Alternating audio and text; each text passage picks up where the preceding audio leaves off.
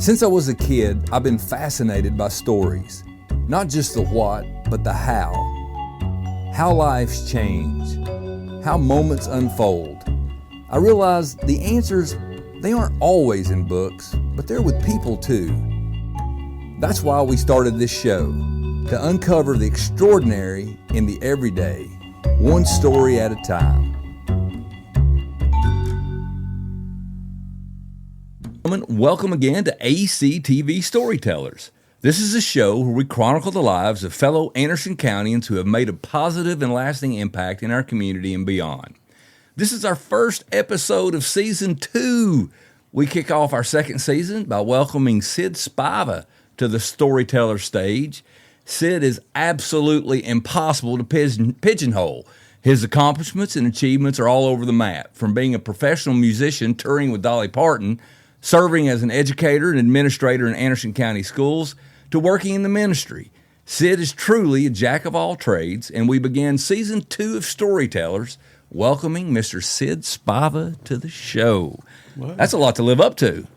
It is. I like Season 2, Episode 1. That's better than Episode 13. Yeah, my lucky number. Well, when you and I met, I wrote that down, and I was like, I gotta rebrand this so it won't be Episode 13. So it's going to be Season 2, Episode 1. I like it. I appreciate that. Well, hey, listen.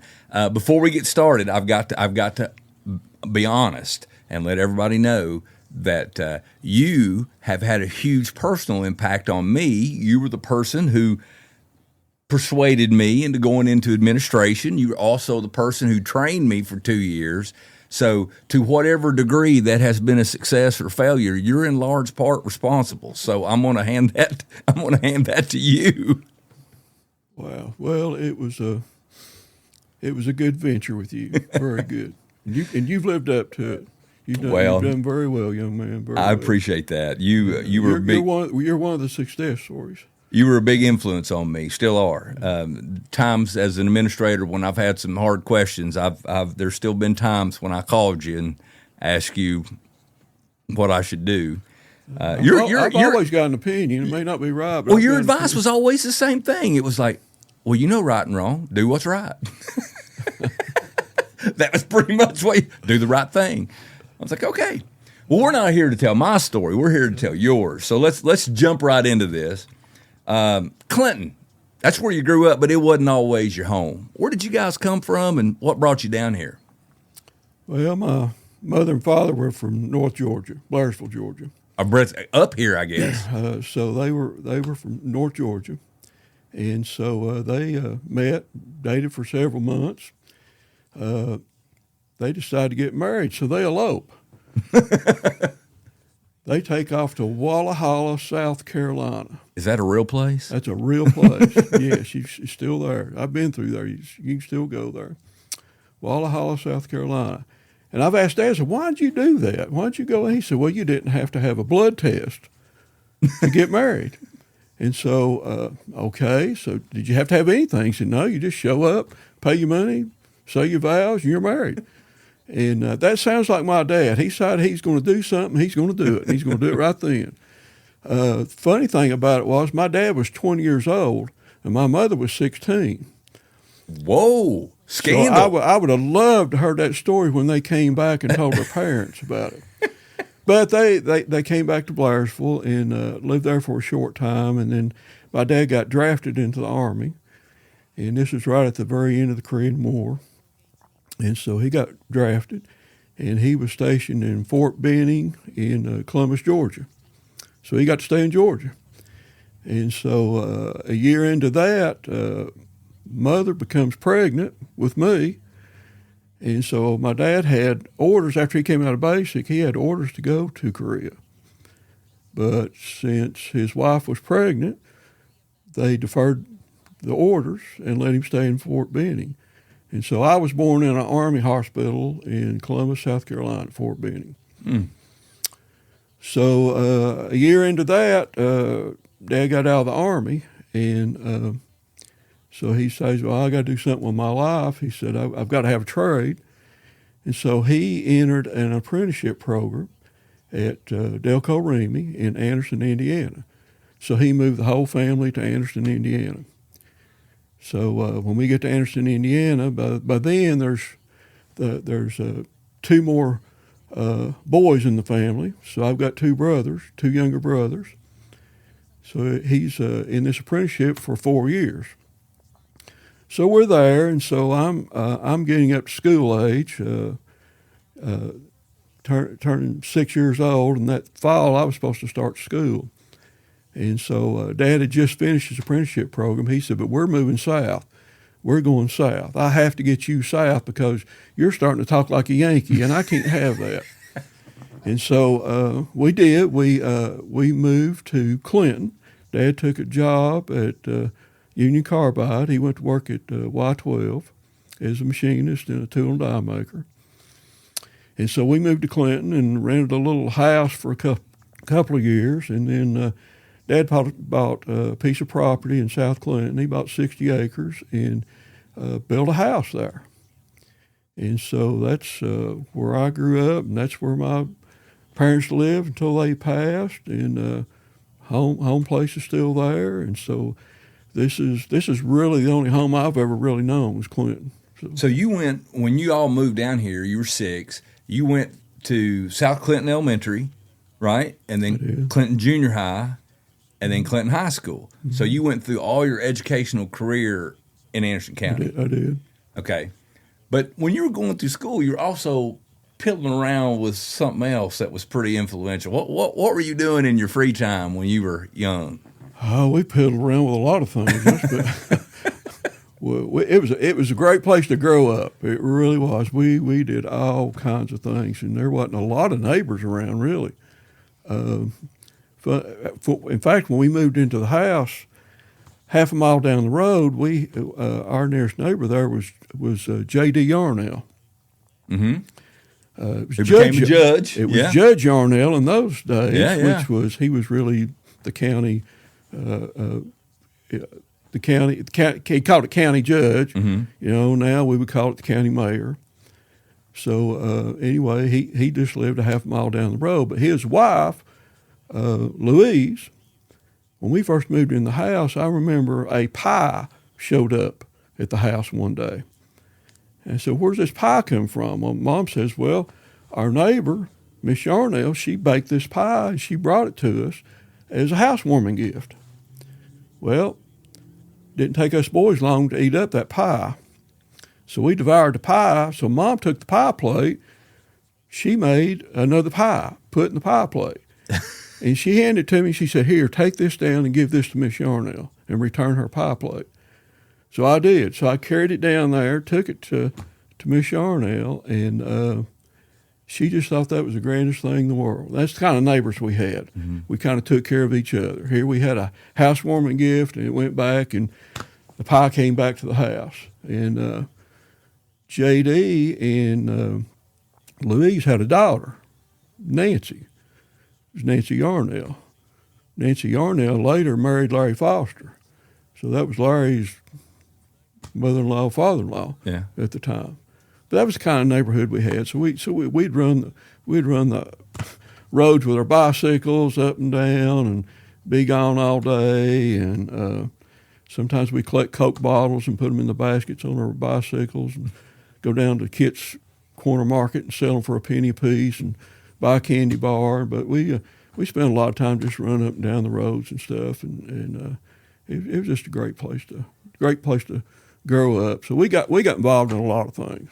Now, your dad, in addition to being like a tool and die guy, he was also a musician, and would have some fellows come around the house. My dad was involved in a lot of things. He liked to trade and barter, and he always had buddies around and worked with a lot of people.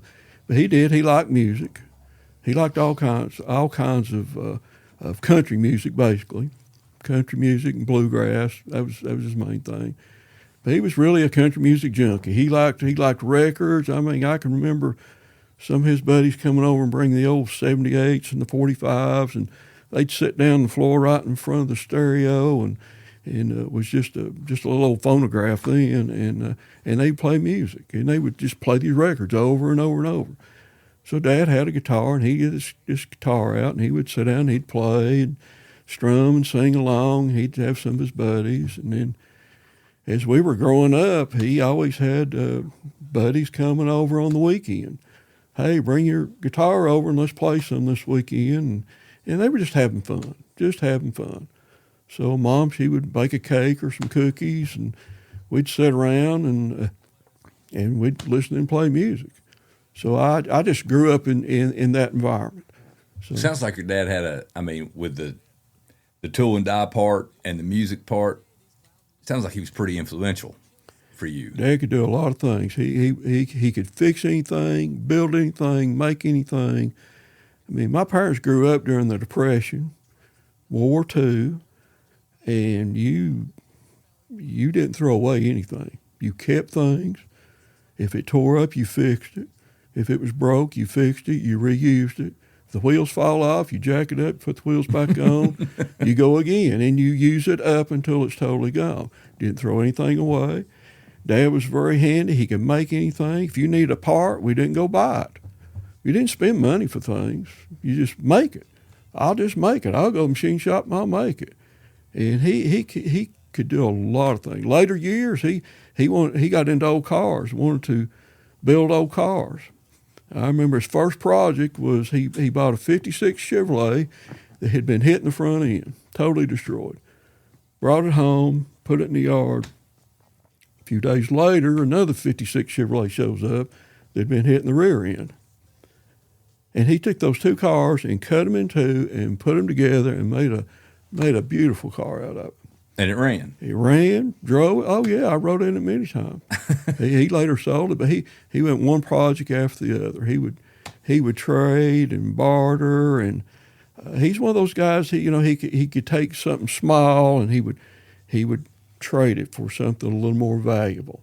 Not that he wanted that item, but it was a little more valuable. So he would trade and trade up. So we always had an old car show up, or a piece of furniture, or tools show up, or something showed up all the time, and we just never knew what it was going to be. He brought a monkey home one time. A squirrel monkey. Had this great big cage. Brought this monkey home and brought it. Us boys thought it was the greatest thing in the world, Never had a live monkey. How long did you keep it? It didn't last too long. I don't know. 2 or 3 months, no more than 6. It wasn't popular with my mother. She had her own monkeys to raise, I guess. It was a pretty fascinating adventure. And so that thing, of course, we'd have to clean the cage. So every now and then you open the door, and you clean the cage, what monkey would get out? Well, if it'd get out in the room, it was bouncing everywhere. It was just it was just a wild animal. And we'd have to catch that thing, and it was an ordeal. But it's not that Dad wanted the monkey, but the monkey was more valuable than his last item. So he'd trade the monkey for something else. So he was always trading and bartering. And so that was quite an adventure. Well, let's go. Let's turn to your school days for a second. As we talked about, you went through Anderson County schools. And you had told me before that for a lot of your life, furthering your education wasn't really, academically, wasn't really high on your list, but you met a teacher who was influential for you, a shop teacher, Harrison Marlowe. Mm-hmm. Talk about that a little bit. Well, I was really looking forward to going to Clinton High School and taking a shop class, because I'd been around all these tools and grown up with Dad and fixing things and doing things and working on the farm and tractor and liked woodworking and construction. So I want to take a shop class when I get to Clinton High School. It was offered. It was on the schedule. So I signed up for it. So when I get to Clinton High School, school started that fall, and we have to drop this shop class because we don't have a teacher. We can't find a teacher. And so I had to drop it and take something else. Next school year came around, it started out the same sort of thing. We can't find a teacher. Well, we're fixing to drop it again, and then all of a sudden they find a teacher, and this teacher shows up, Harrison Marlowe. He was from Campbell County up here at Jacksboro. And so Harrison was the teacher, and so he taught drafting and woodworking. And I signed up for both classes, and I just learned a lot because it was what I wanted to do. It wasn't your traditional academics that sometimes I couldn't connect the dots, didn't know why I needed this, but this was something tangible, something I really wanted to do, and I liked it. And I felt like I was pretty good at it. And so I learned a lot from Harrison Marlowe, but he took a real interest in me. Why, I don't know. He did a lot of students. It wasn't just me. But he was, I remember he was one of the first teachers that ever came to me and said, hey, this afternoon I've got a project I'm working on. I've got to go to Knoxville to pick up some material. Would you like to go with me? Well, I never socialized with a teacher before, not outside school. So, yeah. So we jump in the truck and we go to Knoxville and stop and get something to eat, get a milkshake, hang out, get material, come back. And it's like two good old boys, you know. I just thought that was the coolest thing in the world, you know. But he really took an interest in me and kept telling me, he said, you know, you can do a lot of things. He said, you really need to further your education somehow. And I was getting to be a senior. That next year I was a senior, and so really not knowing what direction I'm going to go, like most seniors. Really hadn't prepared in high school. I'd gone through high school and just flip-flopped around, and as long as I made a C or above, I was good at home. My parents wouldn't say anything. You know, you passed, you're okay. But I really didn't apply myself. I could have done a lot better, but I didn't apply myself like a lot of other students. And so Harrison says, you know, we need some more shop teachers in this world. He said, you like this, you're good with people, why don't you become a shop teacher, take industrial arts in high school, graduate in industrial arts, and you'll have that as a base. Nobody can take that away from you, and that's a jumping off place. And you could always teach, but you could always do some other things beyond that. You know, you could work in engineering, you could work in construction, anything mechanical. You've got that base, and you'd have a college education. College education was never on my radar, never. But he instilled that in me and it just built some pride up. And I thought, well, if he thinks I can do it, maybe I can. So I go Pretty to guidance. important message there about having somebody that believes in you. There is a message there. And my parents, don't get me wrong, my parents believed in me, no doubt about it. And always, you know, pushed me to do my best and so forth. I can't take anything away from that. My parents were great. And, you know, Dad would always say, hey, remember who you are, remember where you came from, always. You know, but he instilled all those values, you know, good morals. And when you shake a man's hand, that's your bond. And the Spiva name means something. And remember who you are and where you came from. And so the college just wasn't something that it was nice to talk about, but Dad was a trades guy.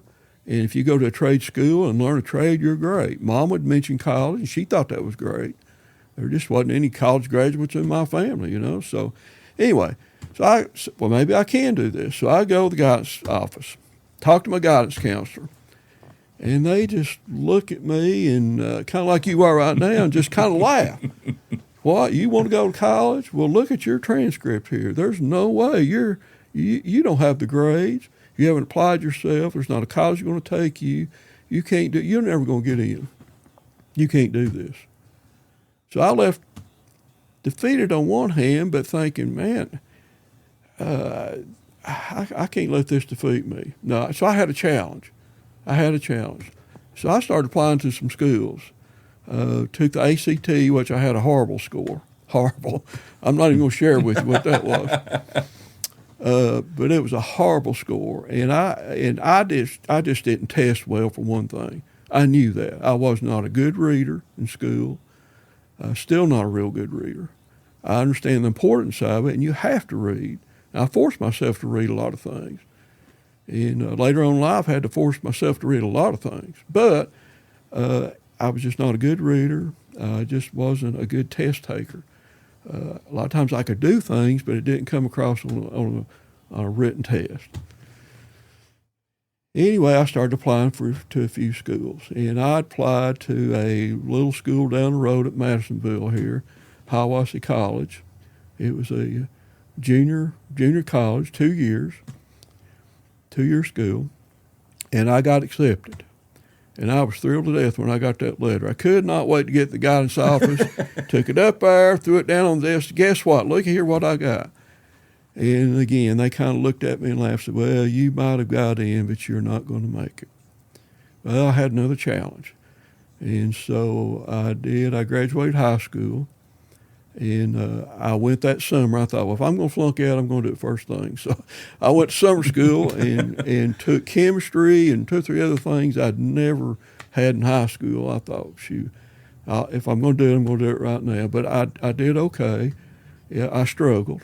No doubt about it, I struggled. But I finished down there in a little less than a year and a half. And I thought, well, I can do this if I apply myself. And so after graduating there, I transferred to East Tennessee State University. You were a Buccaneer. And I was a Buccaneer, and they had the best industrial arts program around, and they were known for that. And if you finished that course, you could teach, yes, but you could also go into engineering, construction. So it was a good base, a good jumping off place. So here you are with a high school diploma, and through the encouragement of a teacher, you find yourself a college graduate. Mm-hmm. Maybe from the encouragement of a teacher and the discouragement of others, you felt that was a challenge. I owe it to Harrison Marlowe, I really do. And I've thanked him many times for that, because I've stayed in touch with him over the years, because he still lives in Jacksboro. That's pretty cool. And I've stayed in touch with him and thanked him many times. Yeah. So I'm gonna. You've got your college degree, and I'm gonna put that on the shelf for a minute, because we're gonna your life. You described your dad as being a jack of all trades. Well, we're going to find out you're kind of a jack of all trades, because while you were going to school, or before that, when you were younger, you started picking up an instrument. It wasn't necessarily the guitar. Talk about that a little bit. Well, my dad would always have these guys over and play these jam sessions and so forth. And of course, we were young boys, me and my brothers, and because we saw all that and we were influenced with that. And so, Dad would say, hey, don't you want to learn how to play something? You want to come up here? You want to sing? You want to sing? Well, I'm no singer, that's for sure. Nobody's ever asked me to sing. So, but playing music, I started getting interested in it and looking around. Dad would say, "What do you want to learn to play an instrument? What would you want to learn how to play?" And so I would see all these guys sitting around with all these flat top guitars and instruments. Everybody's playing the same thing. I thought, well, I could play one of them, but we've already got 10 or 15 of them. Well, I don't know, we need another one. But so I fooled around with bass guitar some and had a flat top guitar. But I would see these guys play a thing called a steel guitar, and I would see it on TV. And I'd point out to my dad, said, I don't know what that thing is, but I like it. And I like the sound of it, and I like the sound and makeup of it, because it was different. It was a mechanical piece. It was like a machine, because you pick it with your right hand, you hold a bar in your left hand, and then you sit behind it, and it has pedals on it. So you got pedals on both feet, and when you mash a pedal, it pulls a string or it lowers a string, so you get all kinds of combinations. So it's a mechanical piece, and you had your knees up under it, so it would have knee levers. So you'd have a lever on each side of your knee, and so you got both feet, both knees, both hands operating this thing all at one time, and that just fascinated me. I've never heard it described like that, but now that you describe it, I can certainly see why that would be an interest of yours. So that just fascinated me, and so I got interested in it. And Dad, being a barter and a tradesman, he started, we'll find you something. And so he came home one day with a little what you call a lap steel. It was nothing more than a pine board with 6 strings on it, really. and it plugged up into an amplifier. And so I picked around on it and plucked on it for a little while, and finally he took that and traded it for another one, a Gibson 6-string, and it was a little better.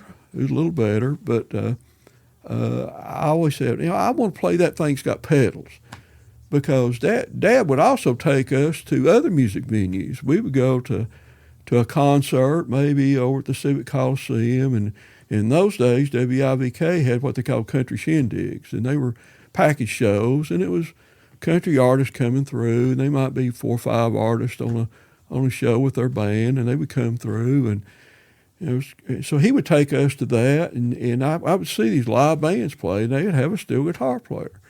And again, I thought, that's just the coolest thing.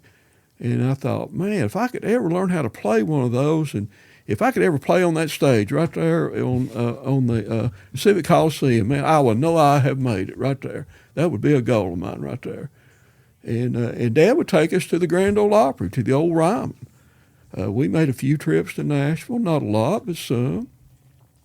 And those were cool trips, and I learned a lot there. And so this starts planting a seed. Hey, maybe I like this music industry, and I like what's going on, so I get to playing, and so I run into you kind of network with all these musicians, So this musician leads you to another one, and you go into these venues, and you meet all these people, and so I'm starting to pick up some things and learn some things, and I meet a guy named Harold Flynn. Harold Flynn was an engineer himself, but he was a steel guitar player, a very good steel player. And so he took an interest in me as a kid. You're like, what, 14, 15? I was 14 years old. 14 years old? When I met Harold Flynn. Okay. And so you're basically a high school freshman. I was a high school freshman. Okay. I remember that very well because I played freshman football, and I had got hurt the weekend before I met him. We got tangled up in a tackle on the football field. Anyway, I had cut my head, and I had to have 5 or 6 stitches. I had a black eye. I remember, but it was the next week. I was a freshman, and so I was fall of my freshman year, 14, and I met Harold Flynn because I had a black eye the day I met him. So anyway, we had this conversation about that, but and so he invited me over to his house, and I went over to his house, and he had a steel guitar that I had pedals and levers, and I thought this is the greatest thing ever. It's the coolest thing I ever saw. And he said, well, I'll help you with it, but we're going to have to get you something to play. And so him and my dad got together, and they traded around and finally came up with a guitar for me to play. So he started helping me. And these were, I can't say they were formal guitar lessons. I didn't read music. He didn't read music. It was by ear. I mean, if you heard something on the radio and you liked it, well, let's figure out how to do this. And so you played by ear. And so that's a lot of the country music players, that's what they did. They just picked up and played by ear what they felt or improvised, and that's the way they did it. And so that's the way he taught me how to do it. And so after about 6 months, Harold was an engineer. He was a construction engineer, mechanical engineer. In fact, at the time, he was building the Twin Towers, TVA Twin Towers in downtown Knoxville. Okay. So the engineering firm he was working with, they were finishing up a job, and he got transferred to Kingsport. So there went the guy that was helping me. But he gave me a jump start, about 6 months of really how to start and get going.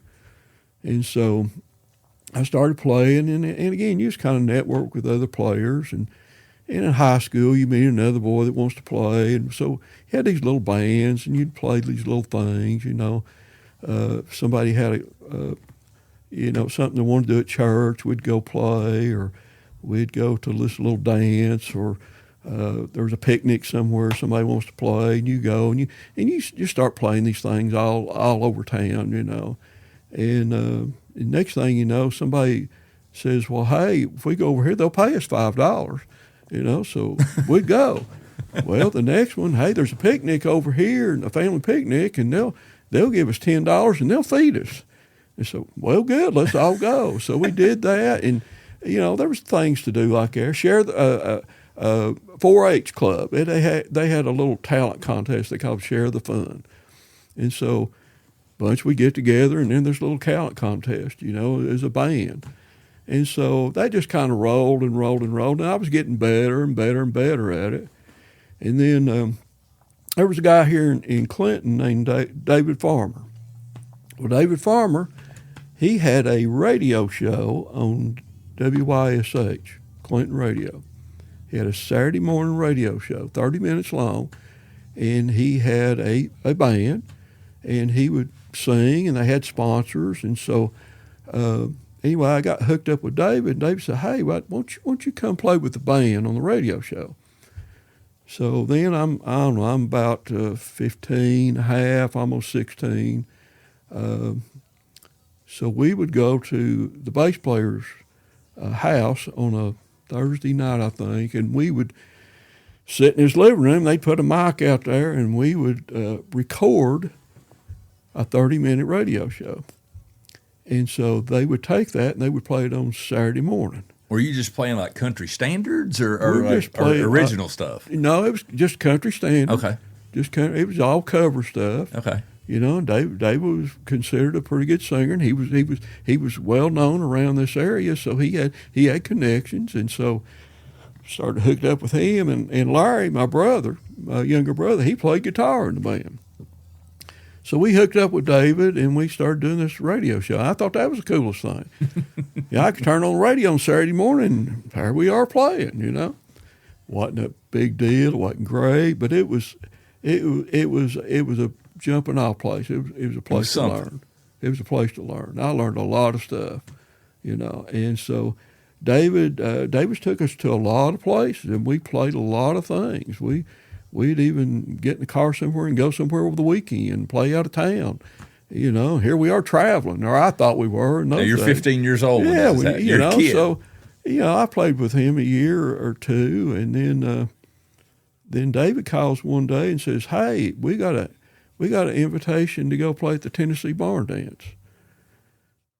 Well, that was a whole different deal right there. Tennessee Barn Dance was a stage show and a radio show that was in Knoxville, and it was really patterned after the Grand Ole Opry, and it had a long history. The Tennessee Barn Dance started in the 40s, really, and it had some ups and downs, but it would kind of it would have a good period of time, really, really popular, and then it would kind of die off or something. Sponsors would break off, and then it would flare up again. But anyway, it really started in the 40s, and it ran through the end of the 80s. So it was it had a history, and a lot of people in this area came up through the barn dance. Chet Atkins and Archie Campbell, they were on the early shows, and Red and Fred, and a lot of people came up and got a start. But it was really patterned after the Grand Ole Opry, where it was a live stage show. You had a live band, and it was a staff band. So this staff band really played for every artist that came through. So if artists wanted to come through and sing, the staff band played for them. Now, if an artist came in and had their own band, they would bring their own band. So the staff band would come down, the traveling band would come in, and so and it was aired on WNOX radio. It played live on the radio on Saturday night. So it was an every Saturday night radio and live stage show. So David Farmer says, "Hey, we got an invitation to go play at the barn dance." Well, here's another step up. I thought, man, this is really cool. So we go, and I'm 16 by then, and we go to the barn dance, and David's band goes up, and we're just a young band. Me and Larry, we're just kids, and and people want you to play when you're young. Kids always steal the show, always. Doesn't matter whether you're good or not. I mean, if you're young and willing to get up in front of, you're cute in those days, It's not cute when you get this age, but people want to see that. You actually got to be able to play when you get Yeah, older. well, so we get up and we play, and it went pretty good. So we get an invitation to go back. So we kind of become regulars.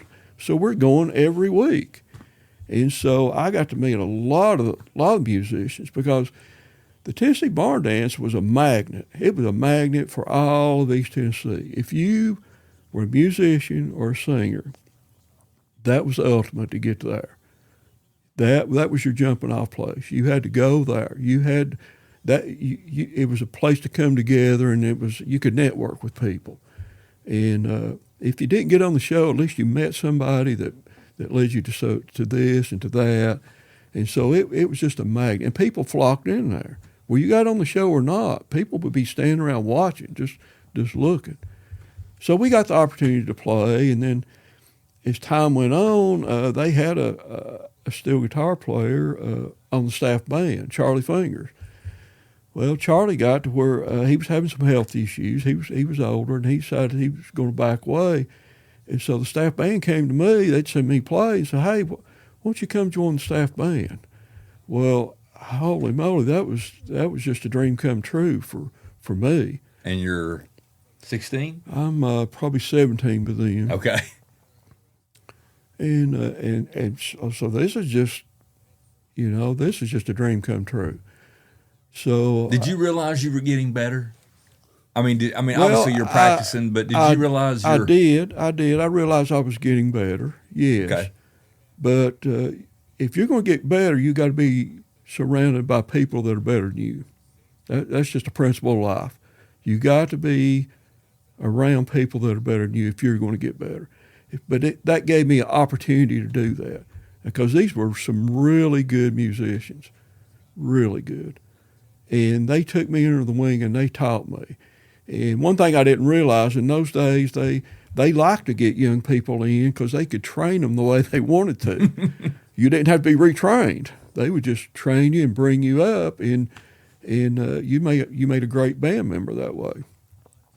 So that's really how I learned how to play. Yeah, and you start doing that, and then other opportunities would come up. Another singer would say, "Hey, well, I've got something to do next Friday night. Would you be willing to come play that?" And so it gave you other opportunities to go play with other people and other bands. Well, and you're getting paid while you're in high school. But this class, this place was just a magnet, and it's just unbelievable the people that came out of that. I mean, while I was there, I was there from age 17 to 20 on the staff band. All right, so while I'm there's a lot of other people that are about my age, within a year or two. They were coming in there playing too. We had a piano player, Eddie Wilson. Eddie Wilson played on the barn dance, but he went on to play with Jeannie Pruitt and then Loretta Lynn. Played with her for years on the road. Danny Hutchins was another piano player. He wound up with Charlie Pride. Played with Charlie Pride for 30 years. Was his band member until the day he died. We had a guy named Daryl Pewitt, played guitar. Daryl had his own band, but he went on to Nashville, do a lot of professional things. Wound up in Houston during the Urban Cowboy scene, that whole deal. He played on a lot of that stuff and was very influential with that. You know, I want to tell a funny story about you, and I want to, because you and I have some personal things that have kind of overlapped, and I want to tell this story since you mentioned those people. So I remember I used to beat and bang on the drums a little bit when I was younger, and I remember you called me one day and said, "Hey, we need a drummer for church Sunday. Would you be willing to set in?" And I said, Sure, I'll come play. So I drive to your all's church. And I'm thinking this is a bunch of just church hack musicians that are up there just, trying to hammer out some 4/4 praise and worship stuff and move on. That's what I'm geared up for. So I walk in with my sticks, and I sit down behind the kit that's up on the stage. And everybody fiddles for a minute. And you kind of getting loose. And we start to play. We're probably about 8 measures in till I realize there's there's some dudes up here that could play. And Jason Chambers comes over to me, and I'm like, Chambers, who are these people? And I don't remember all specifically, but I remember Jason walked around. He goes, you see that guy over there? And I said, yeah. He goes, well, he used to play with Charlie Pride. And you see that guy over there? Well, he played with, I don't remember, Barbara Mandrell, somebody. And he's going around the stage, and he's pointing all these people, and they're all professional musicians. And I'm sitting up there, and I'm thinking I'm going to be playing with these, a bunch of local church guys that are just trying to, and you've got me into, I am definitely the most unprepared musician on the stage, but it was no, you fell right in there. You were right. These were all my friends. See, we all grew up together. I mean, we had a guy named Steve Gully. He was at the barn dance. Well, Steve Gully he was huge in the bluegrass field. Ava Barber, well, she was a singer on the show. Ava Barber went to the Lawrence Welk show. Lawrence Welk show was not really a country show, but they had a country singer named Lynn Anderson. And Lynn Anderson had a hit song, Rose Garden. Well, when she had a hit song, she left the Lawrence Welk show, that left the spot. Ava Barber left the Tennessee Barn Dance and went to L.A. to be on that show. So you're on national TV now. We had a guy from Jacksboro that came down. He would hang around the barn dance, and he would sing from time to time. Name was Dean Dillon. You ever heard? You know Dean Dillon? Big writer. Dean Dillon, famous songwriter. Yeah. He put George Strait on the map. George Strait remember. recorded hit after hit after hit. Dean Dillon is now in the Country Music Hall of Fame. So these are the guys that I grew up with, and people, and so we were all together, a lot. We had some of the older guys in the band, and we had a guy named Ralph Loveday. Ralph Loveday was kind of a local celebrity. He'd had some songs out, and in those days you could go to WIVK, which is the biggest radio station around, and if you got to know the DJs and the program directors, they would play your songs. Well, Bobby Denton was the program director, and so Ralph would go over and pitch his songs, and they'd play them, and they was all over East Tennessee. Well, Ralph, he was just a local celebrity, and so I was getting to play music with these guys, and I was just in awe. And he was pretty influential in introducing you to somebody that changed your life. Well, Ralph was let me tell you this. So everybody's hanging out at the barn dance. And so I'm 18, I'm playing in the band, and I look down the audience, and there's this pretty little girl sitting there. So I go down, and I start a conversation, and so we start hanging out and start dating. Her name's Judy. Same name as your wife. Come to find out, we wind up getting married later. But the funny thing is, Judy's father was Ralph Loveday. Now, I had been in the band with him for 2 years and didn't even know he had a daughter.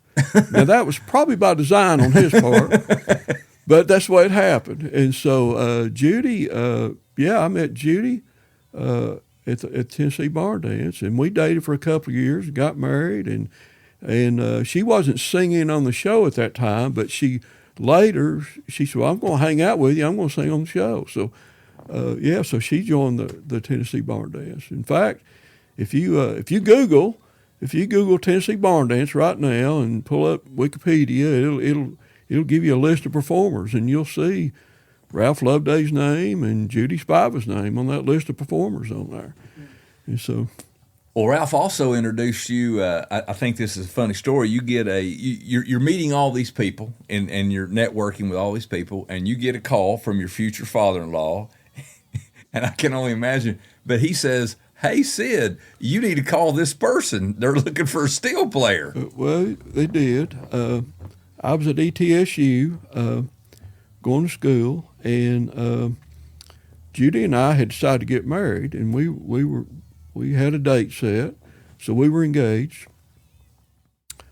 If I turned on the radio in those days, the number one song on the radio was Dolly Parton singing "I'll Always Love You." It was the number one song. Yeah. Well, I get a call from Ralph Loveday. He said, "Hey, Sid, Dolly Parton is leaving Porter Wagner's show, and she's going to start her own band." So it had been Porter and Dolly for years. Yeah. And so she's getting to be more popular than Porter, and so she's going to break off and start her own road show. Well, Ralph knew her whole family from Sevierville, okay? So the whole Owens family, so Lewis Owens was Dolly's road manager. So Lewis Owens calls Ralph Loveday and says, "Hey, Dolly's going to start her own band. Do you know any steel players? We're looking for a steel player." So he says, "Sure." Said, "My future son-in-law plays steel." So we'll check with him, see if he'd like to do something. So he did. Ralph called me, and I thought, this has got to be a dream. This is just something out of the blue, something I hadn't expected.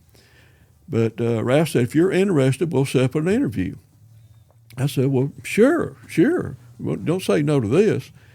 And so Ralph did. He said, "Well, Dolly's coming in. She's going to be in Sevierville in like 2 weeks or so. She's coming in to see her family, and we'll set up an interview." So he did. He set up the whole thing. So he made arrangements for Dolly to come to his house in South Knoxville.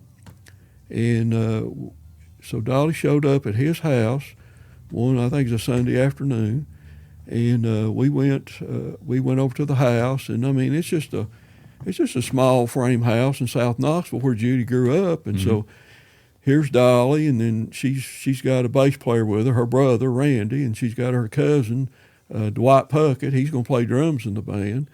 And so I'm there, and there was a guitar player that came with me, Chub Beeler. And so we gather up, and we're in the basement, and this is like going to one of my dad's jam sessions. And so we sit around and we pick and we talk and we introduce ourselves and get to know each other. And so we played for, I don't know, an hour or so. And so we were laughing and telling jokes and things. And it was just a really good visit, not like a formal interview or anything. And so we left there, and they said, "Well, we'll let you, we'll be in touch." I thought, well, that's the last I'll ever hear of that, So it was fun. So I get to chalk that up. It was fun. So I go back to school. Well, about 2 weeks later, her road manager called and said, "Hey, you've got the job if you want it. And you're going to need to be in Nashville on so-and-so day." So you go to this rehearsal, and you play with Dolly, and then you go back to school thinking you're going to just finish school, and then you get this phone call, and your life is about to fundamentally change. It's an adventure. It's an adventure. It has all been an adventure. My whole life's been that way. So when you get the offer to play with Dolly in her band, how long does it take you to say yes? It took me a little while. Really? It did.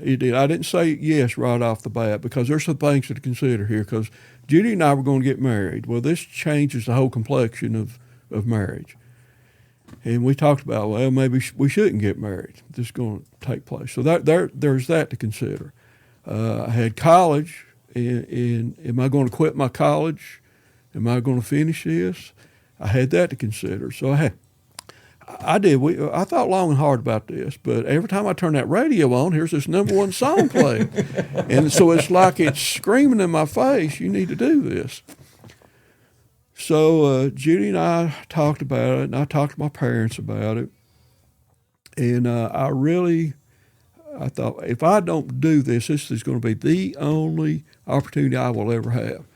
A chance like this just doesn't come along. And so I'm 20 years old at the time, and I'm thinking it had always been a dream of mine to do this. But here's an opportunity to make that dream come true. And so ultimately, I've got to do this. I've got to do this. And so Judy and I agreed we're going to go ahead and get married, and we're going to go for this. I remember going to tell my parents. I called my parents and said, "Hey, I'm coming by." So we did. I drove up in the driveway, and they came out to meet me at the car. And I told them, "Say, hey, I've decided to take this job, and we're going to move to Nashville." And my mother bursted out in tears, and she cried, and she said, "You will never finish school. If you quit school, you'll never finish school." I said, "Mom, I can always finish school, but I can't always get a job to go play on the road with Dolly Parton." And she just cried and went in the house, walked off. My dad shocked me then. Dad says, "You know that musicians are the scum of the earth." And I really, you're telling me that after all this, and you pushed me and encouraged me, this is what you got to say? He said, "Just remember who you are and where you came from." That was the end of that conversation. Okay. So we did. We got married, and we got married on a Friday night, and Saturday morning we were headed toward Nashville looking for an apartment. Wow. Yeah. So I have titled this part of our time together as the Dolly years, because there's some questions that I have for you, but there's some other things that I think you're uniquely qualified to speak on. So my first question is this. So for years I've read this story. Well, first of all, apparently Dolly Parton wrote "I Will Always Love You" and "Jolene" on the same day. That's what I've read. But I also read this story that and for people who are younger, maybe they won't understand this, but like this was at a time when Elvis Presley was at his peak. I mean, Elvis Aaron Presley he's the king, right? So he calls Dolly. I've read this story that he called Dolly and asked if he could record "I Will Always Love You." Well, the way it worked, as I understand it in those days, was when Elvis wanted your song, that means he bought it from you, and it was his song, and it was no longer your song. And then Elvis had it, and he recorded it, and that was it. But he calls Dolly, as I have read, and asked Dolly to have "I Will Always Love You." And she's young. I mean, she's in her 20s, right, at this time? 20-ish? I was 20 when I went. She's 8 years older than I am, so she was 28. 28, yeah. And she tells Elvis no, that that she's not going to sell him her song. And of course, it ended up making her $1 gazillion. And then when Whitney Houston recorded it, it even made her more. Is that true? Did she tell Elvis no? I was there during that time. I can tell you this, Dolly, she always had a goal. Always had a goal. I always wanted to be the number one entertainer in the world. She'd say that. I want to be the number one entertainer in the world. And you're right, at that time, Elvis was the number one entertainer in the world at that time. She said, "I want to be bigger than Elvis Presley. I want to be known as one name, Dolly, not Dolly Parton. And I want to be bigger than Elvis." She used to say that. Well, Elvis did want to record the song, but it was Colonel Tom Parker, his manager, called Dolly. Okay. It wasn't Elvis himself. Elvis and Dolly never met. Really? No, they hadn't met at that time. I don't think they ever did. I may be wrong about that, but she's from East Tennessee and he was from West Tennessee. I don't think they ever talked in person. Wow. That I'm aware of. But at that time, the Colonel had called, which he managed Elvis. Sure. And true, he wanted to record it. And when he did that, he said, when he records it, I want the biggest majority of the rights. Okay, I don't know that I don't know where he asked for all of them, but I know he wanted way more than 50%. Mm-hmm. And Dolly told him no. He said, "I would love for him to do the song. I would like for him to record it, but I cannot give the rights up." That is phenomenal to me, that somebody 28 years of age at that time, with Elvis being who he was, that she had the wherewithal to. I mean, I understand you're talking to Colonel Parker, but having the wherewithal to tell Elvis no, that you can't have this song. I mean, who does that? Dolly came across, in those days especially, she came across as this dumb blonde that liked to giggle a lot and have fun, make fun of things, but she had a lot of good business sense. She was always thinking 10 years ahead of everybody else, always. She was always way out there. She wasn't thinking about tomorrow, next week, next month. She was way out there. And so just wanting to be known as the number one entertainer, she was going to have to do some other things. And Nashville couldn't always provide what she wanted. So she always had a goal out there, always. I've told you this story, but we were traveling on the road. We were in Anaheim, California. Yeah, I wanted you to tell that one. We were in Anaheim, California. We played a show that night, and so we left the next morning. And this is 1975? This was 1974, I guess. 74? 74, Okay. 75. I was there 2 years, 74, 75. So this is a fantastic story. So to put it in perspective, this is 1974. She's late 20s, early 30s, running there, somewhere around in that age. And then this story happens. So we're leaving Anaheim. And as you come out of Anaheim, there's a big mountain there, and it's got Hollywood, big letters. Big Hollywood sign. Big Hollywood. We've Yeah. all seen that, okay? So she's sitting on the couch in the front of the bus, and we're all up front, and we're sitting there chit-chatting and talking, and so we drive by the mountain with Hollywood. And she looks up and looks out the window. She said, "That ought to say Dollywood." And of course, we all just laugh and go on, you know. And thought, well, that's a cool story. Well, you jump forward to, I guess, 1987, 12 years later, she has the opportunity to put her name on the old Silver Dollar City. Yeah. And make Dollywood. And it's the most, as I understand it, it is the most visited theme park in the country, even outdoing Disney, which I didn't know that, but apparently it gets more visitors than Disney. But look what she's doing. Every year it's something new, something new. It doesn't stay stale. It's always something new. A new ride, new hotel, new this, new that. And that's the way Dolly thought all the time. She wasn't thinking about short term. It was always long term. And so she really had a lot of good business sense. And Dolly was really good about, she made a lot of good decisions, but she knew how to get the right people around her too. And again, just like I said about musicians, you got to have somebody better than you are before you get better. She was good about getting people around her that were better. So in Nashville, she knew she was getting to a point where she had kind of topped out, because she could go on and continue to record, still make money. But she had a bigger vision. She wanted, if you're going to be the number one entertainer in the world, you're going to have to diversify and get out and do some other things. And so she was always had that smart business sense.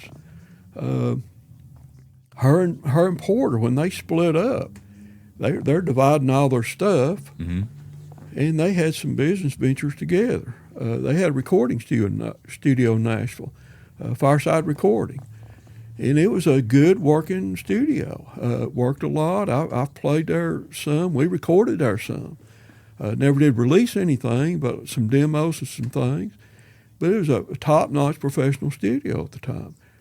And Porter loved the studio. Mm-hmm. He liked to go down to the studio and play and record and do this and do that, bring different people in. So it was a play thing to him, but he loved it. Well, they owned this studio together.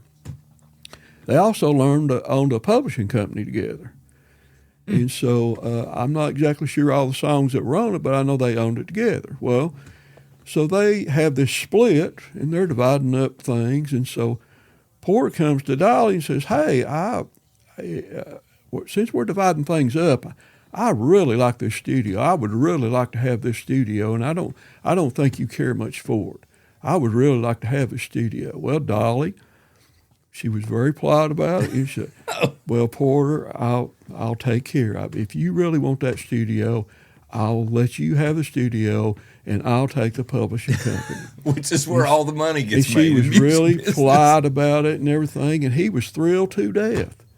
And so she takes the publishing company, he takes studio. Now, studio is just like any other business. You're married to it. You got to work it. You got to have clients. You got to have cash flow. You tie hours and hours into it. Well, Porter liked the fun and games of it, and he wanted to play with it when he wanted to, but he was not willing to put in all the extra work. In about 3 years, it went belly up. Publishing company's still going, as far as I know. Dolly's still making money off it. It brings a check every month. So, see, it's just good business sense. So, Dolly was getting to, even when we were there, she wanted to be bigger, and so she was going to have to get out and do some other things. She even talked about movies and other things, which she went on to do, but she had a goal. If I'm going to get there, I've got to, some of these people that are around me, I'm going to have to shed some of the skin I've got around me and go do something new. Mm-hmm. Dollywood helped her do that too, because when Dollywood came along, she gets to put her name on it, which gives her notoriety, no doubt about it. But it gives, she becomes a hometown hero. The biggest employer in the county, Sevier County, was Dollywood, or Silver Dollar City at that time. So she saves the biggest employer, so she's a hometown hero. And it gave her a place to move some of these people that were around her. They could go to Dollywood. They could produce shows at Dollywood. They could perform at Dollywood on the stage. And so it gave that whole crew a place to go and employment. And she could go to Hollywood. She could go to New York. She could do these other things that she wanted to do. And make movies. And she like she had a master plan all along. Well, let me ask you this, because you've got some. I know you've played Madison Square Garden. I know you've played Grand Ole Opry, some of the biggest theaters and stages in the world, and you played with a lot of huge country music stars. I want you to tell the Merle Haggard story about when you guys were, when you all were touring with Merle Haggard, and he was the featured artist, but when it came his time, he wasn't to be found. Tell that story. We did a tour on the West Coast, about 10 days, something like that, up and down the West Coast. And it was a package show, and so it was Don Bowman. He was the comedian in those days. He came out and did a little act. He was really funny. So it was all these people on the same label? I think so. Well, no, I'm not going to say that. I think not on this particular one. Okay. We did a lot of RCA package shows where they were all on the same label. Mm-hmm. But this one, Dolly was on RCA. I think Hag was on a different label. But anyway, Don Bowman was a comedian. Dolly's road show was there, and then you had Merle Haggard and the Strangers. So you had 3 acts, and they put together this whole tour up down the West Coast. It was a different place every night. And so it was a good tour because once you started, you got to play the show, and then they had hotels every night. That didn't always happen on the road. A lot of times on the road, you would play a show and you would pack your stuff up and you get on the bus and you may have to ride all night to get to the next place and spend the night on the bus. But this was a good tour, so you got to spend a nice hotel. So the pattern was always the same. You get up and you jump on the tour bus and you run about 200 miles or so to the next town, which was close in those days. 200 miles on tour bus is nothing. And so you get to the show early afternoon, you sit up, do a sound check. They always had a buffet, and it was first class. Played the show that night, pack up, go. That was the pattern. So we had done 2 or 3 nights of that. And so Merle, in those days, he had his own bus for him, and the Strangers had a bus. That was the first act I ever knew, especially in country music. That was unheard of. All right. 2 buses for 1 act. Well, that's really big time. And so that's pretty common now to have a whole fleet of buses. But in those days, Merle had 2 buses, him and the bus driver, and whoever he wanted to take for a guest, and that was it. And the Strangers and the band, the road crew, took the other bus. So anyway, we get up one morning, and we're getting together, and we all gather up the bus. Well, Hag's bus is gone that morning. The Stranger's bus is there, his band, but his own personal bus was gone. So the driver's gone and Hag's gone. So nobody knows where he is. Nobody knew. Well, Bob Eubanks was the promoter. The Dayton game. The Dayton game. I remember that. That was big in those days. Well, he put this together. He was a promoter. Well, he was livid. He didn't know where Hag was, and so anyway, we all get on the bus and we take off. We go to the next town. We get to the next town, still no Hag. Well, we do our sound check, have the buffet that night, still no Hag. It comes time to do the show. Well, Don Bowman goes on first, and this is a big Coliseum. And so Don Bowman comes out and does his comedy bit. And then right when he gets through his comedy bit, then that's about 30 minutes. And then we would take the stage and we'd do an hour with Dolly. Okay, so we did ours and they take an intermission. Well, we do our bit, they take an intermission, still no Hag. Well, Bob Eubanks about to have a fit, you know. And this is almost a funny situation, you know. So except for him. Except for him, right. So anyway, the Strangers, they take the stage, and so Don Reno was the front man those days, and so Don Reno comes out, sings 2 or 3 songs, and up pulls Hag's bus. Well, Hag steps off the bus, and he's got these old dirty clothes on, like he's been working in the field all day long. They hand him a guitar, and he goes straight to the stage, and they say, "Here's Merle Haggard." Place goes crazy.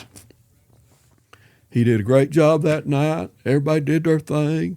Everybody's just kind of looking. All the Strangers, they're hee-hawing, you know. They're just all laughing and going on about it. Well, after the show, what had happened is he got up that morning and decided he wanted to go fishing. And we're in California, and he knows where there's a great fishing hole. That's his backyard. He grew up there. So him and the bus driver, they go fishing all day. And they still make it to the show. So walks in straight from fishing. Walks straight in there. Walks in, plugs in, plays. Yeah, that's a lot of these shows we did. A lot these package shows and all these artists. It's what goes on behind the scenes is just unreal. It's just amazing. Just amazing. He cooked you his favorite meal once too, didn't he? He did. He did. While we were on that same tour, Dolly and Hag were talking about songs they had written, and things coming up. And Merle says, "Hey, Dolly, why don't you come over to the bus tonight, and I'll play you some of these demos that I got. In fact, why don't you just bring the whole band?" We were all standing there when he said that. So in fact, just bring all the guys and come on over to the bus, and I'll fix us something to eat. Well, what do you say to Hag, you know? So, yes, I mean, we couldn't wait to get there. So we go to the bus, and he fixed soup beans, a big pot of soup beans, and cornbread. He had a little kitchenette on the bus there, which is, you know, pretty typical on a bus. And so he'd fix soup beans and cornbread. And so we all got us a bowl of soup beans and cornbread, and he had a nice stereo system in that bus. And they played demos and sit there and sang, and it's just unbelievable. I mean, so you're doing all this, and it's got to be like you got to be living a dream. I mean, you're doing this. I mean, like, because there was a point in my life when I thought, now your background is country, but I was always around rock and roll, and I wanted to do this rock and roll thing. You know, travel on the bus and play music, and I thought that would be fantastic. But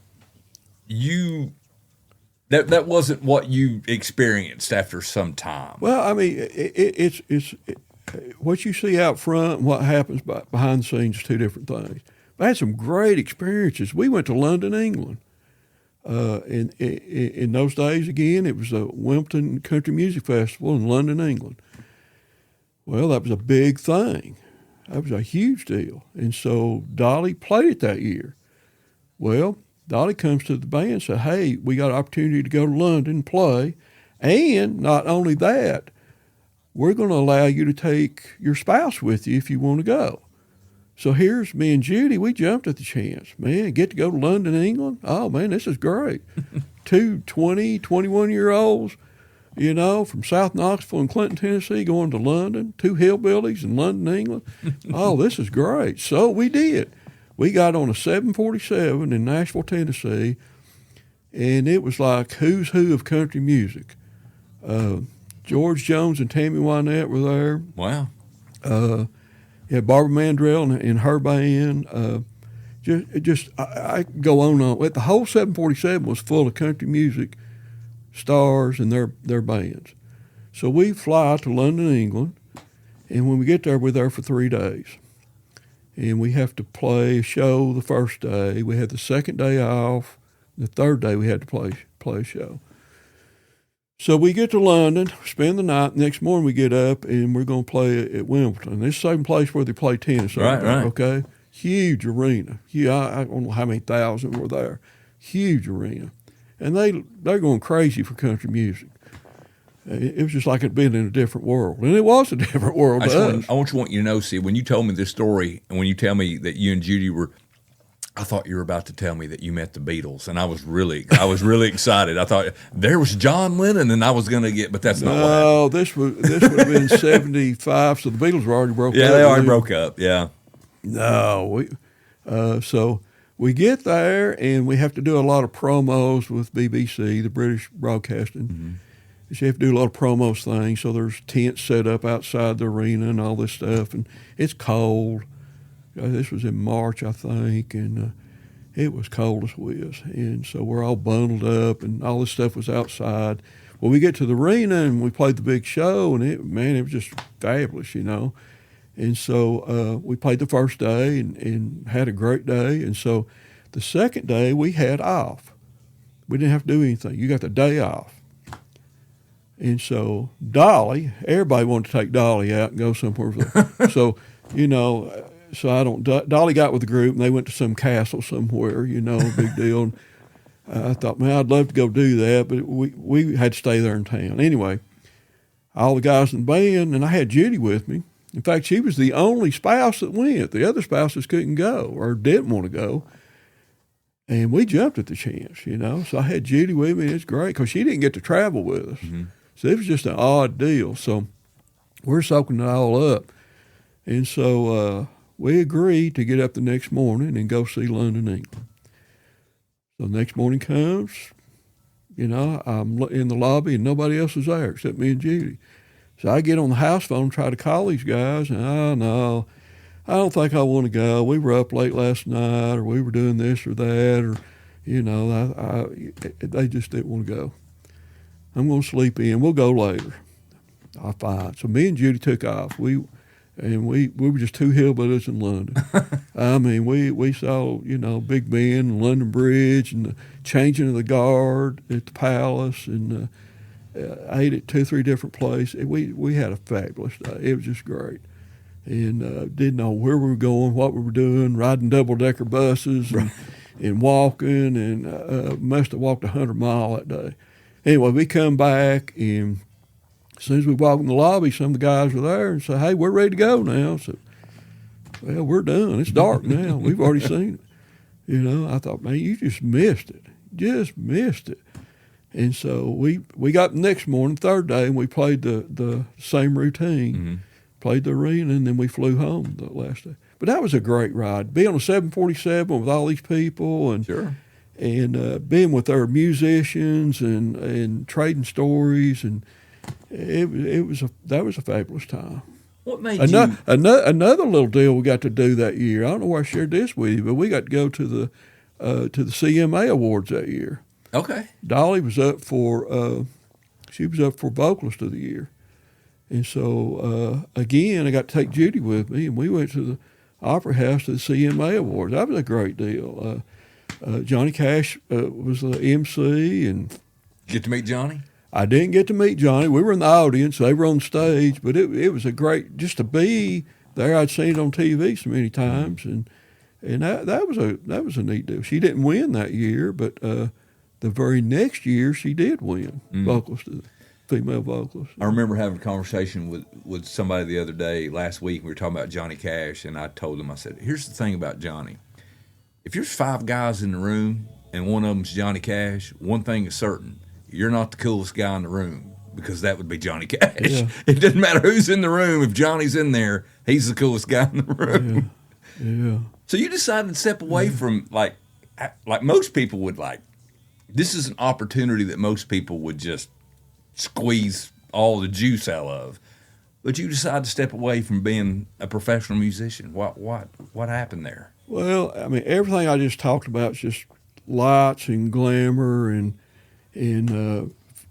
fame. There's not much fortune in it, but there's all this famous stuff. There is for Dolly. And get to meet all these people. That was a dream come true for me. Dream come true. And I wouldn't take anything for the experience, not one thing. It was fabulous. But we were on the road a lot. We were on that bus a lot, and we would, ride all night. And I loved what we did when we were on stage at 1 hour a day. I loved the mixing and mingling with people around, which was like an hour before the show, maybe an hour after the show. So you say 3 hours a day, I really loved it. But there's another 21 hours in the day. And I'm riding on the bus, and I can't hardly sleep on the bus. And I'd been to college, and like I say, I was not a good reader, but I'm trying to stay up on things. So I try to read or study or something. And I couldn't on the bus, and you're in a bunk, and your whole world is in a bunk. And on the bus, you would have like 3 bunks in a row, and so you got to lay down and get in it. I mean, it's like sitting a book on a shelf. You got to scoot in there, and then you're sitting right on top of a diesel engine. That thing's a roar and changing gears all night, and so you learn to sleep at different times, eat at different times. My whole system just stayed messed up all the time.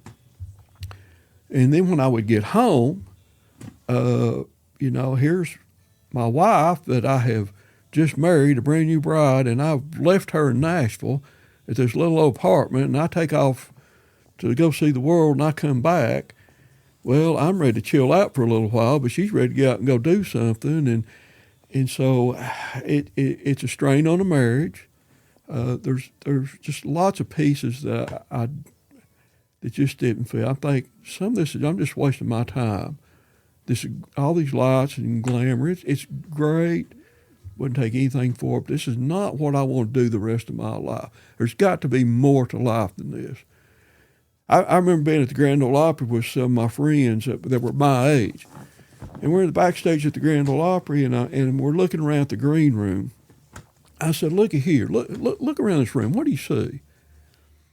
And lots of times it was just old guys like I am now. They were sitting around, and they're just waiting to get on the Grand Ole Opry to play that next gig. That's all they were living for. But, they've been around for the last 20, 30, 40, 50 years, and they're still doing this, running up and down the road. They got 3 or 4 ex-wives, or they got 10 kids they don't even see anymore, don't have a relationship, no family, no money. Some of them had to catch a ride to even get to the Grand Ole Opry, don't even own a car. And I'm thinking, this is not where I want to be in the future. And I talked to some of my buddies about that. We need to make plans better than this, because we don't want to be sitting around this room 30, 40 years from now. We need to be in a better place. We need to, watch our finances. We need to do some different things.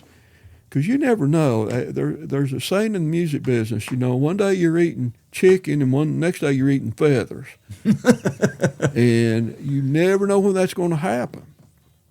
And that happened to a lot of guys, I knew several guys in Keith Whitley's band later on.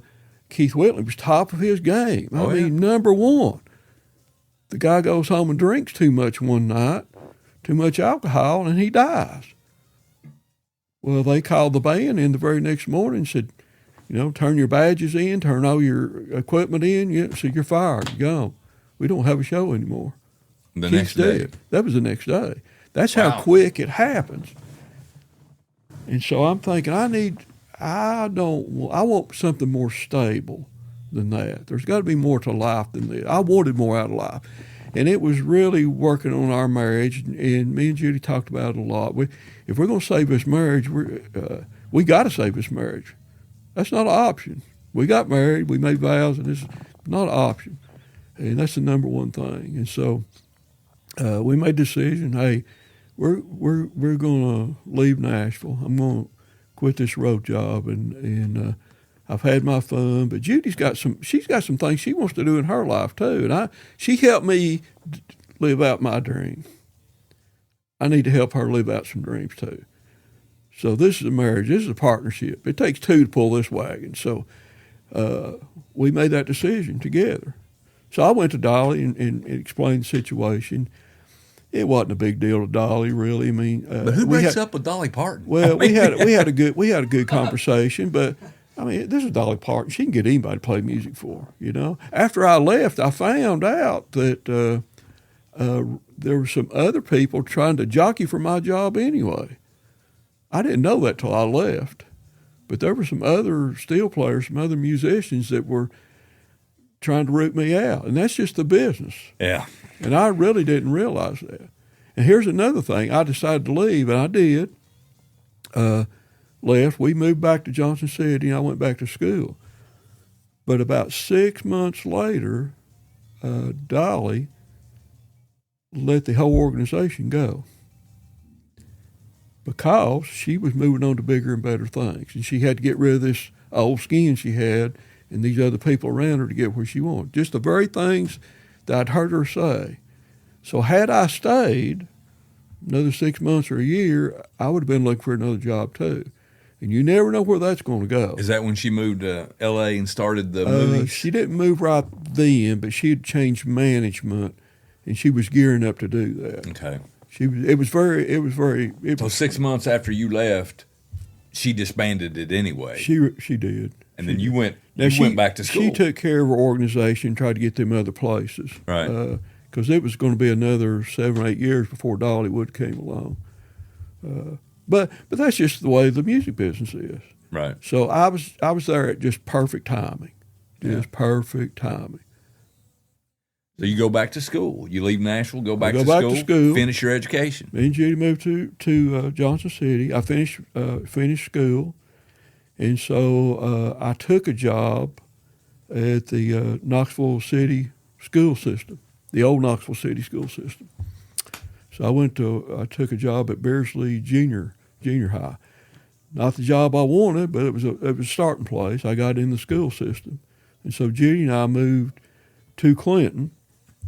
Rented a little house, and we lived there a couple of years, and I was teaching, and so 2 years later, I built my own house. The whole time I was in school, when I wasn't on the road, when I was in school, and when the first few years of teaching as a teacher, I was working construction jobs, building houses. As you know, a teacher doesn't make very much. That's true. So you always had to have a second job. So I was doing construction jobs, learning how to build houses and just construction. So I'd learned how to do that. And so a couple of years after moving back to Clinton, I thought, well, I'm going to build my own house. I can build my own house. I can do this. So we're, 26, 27. And but then we'd had our first child, Travis, boy. And so I've got one boy, and I got a second boy on the way, and I thought, well, I need to build a house, and so we built a house, physically built a house, me and Judy. I mean, every nut, bolt, and screw, nail, shingle, everything that went in this house, I built. And Judy, well, I remember we laid the block. We had 1,200 block in the basement, and me and Judy laid that block. Mix the mud, and I would build corners up, and Judy would run mud down the rows.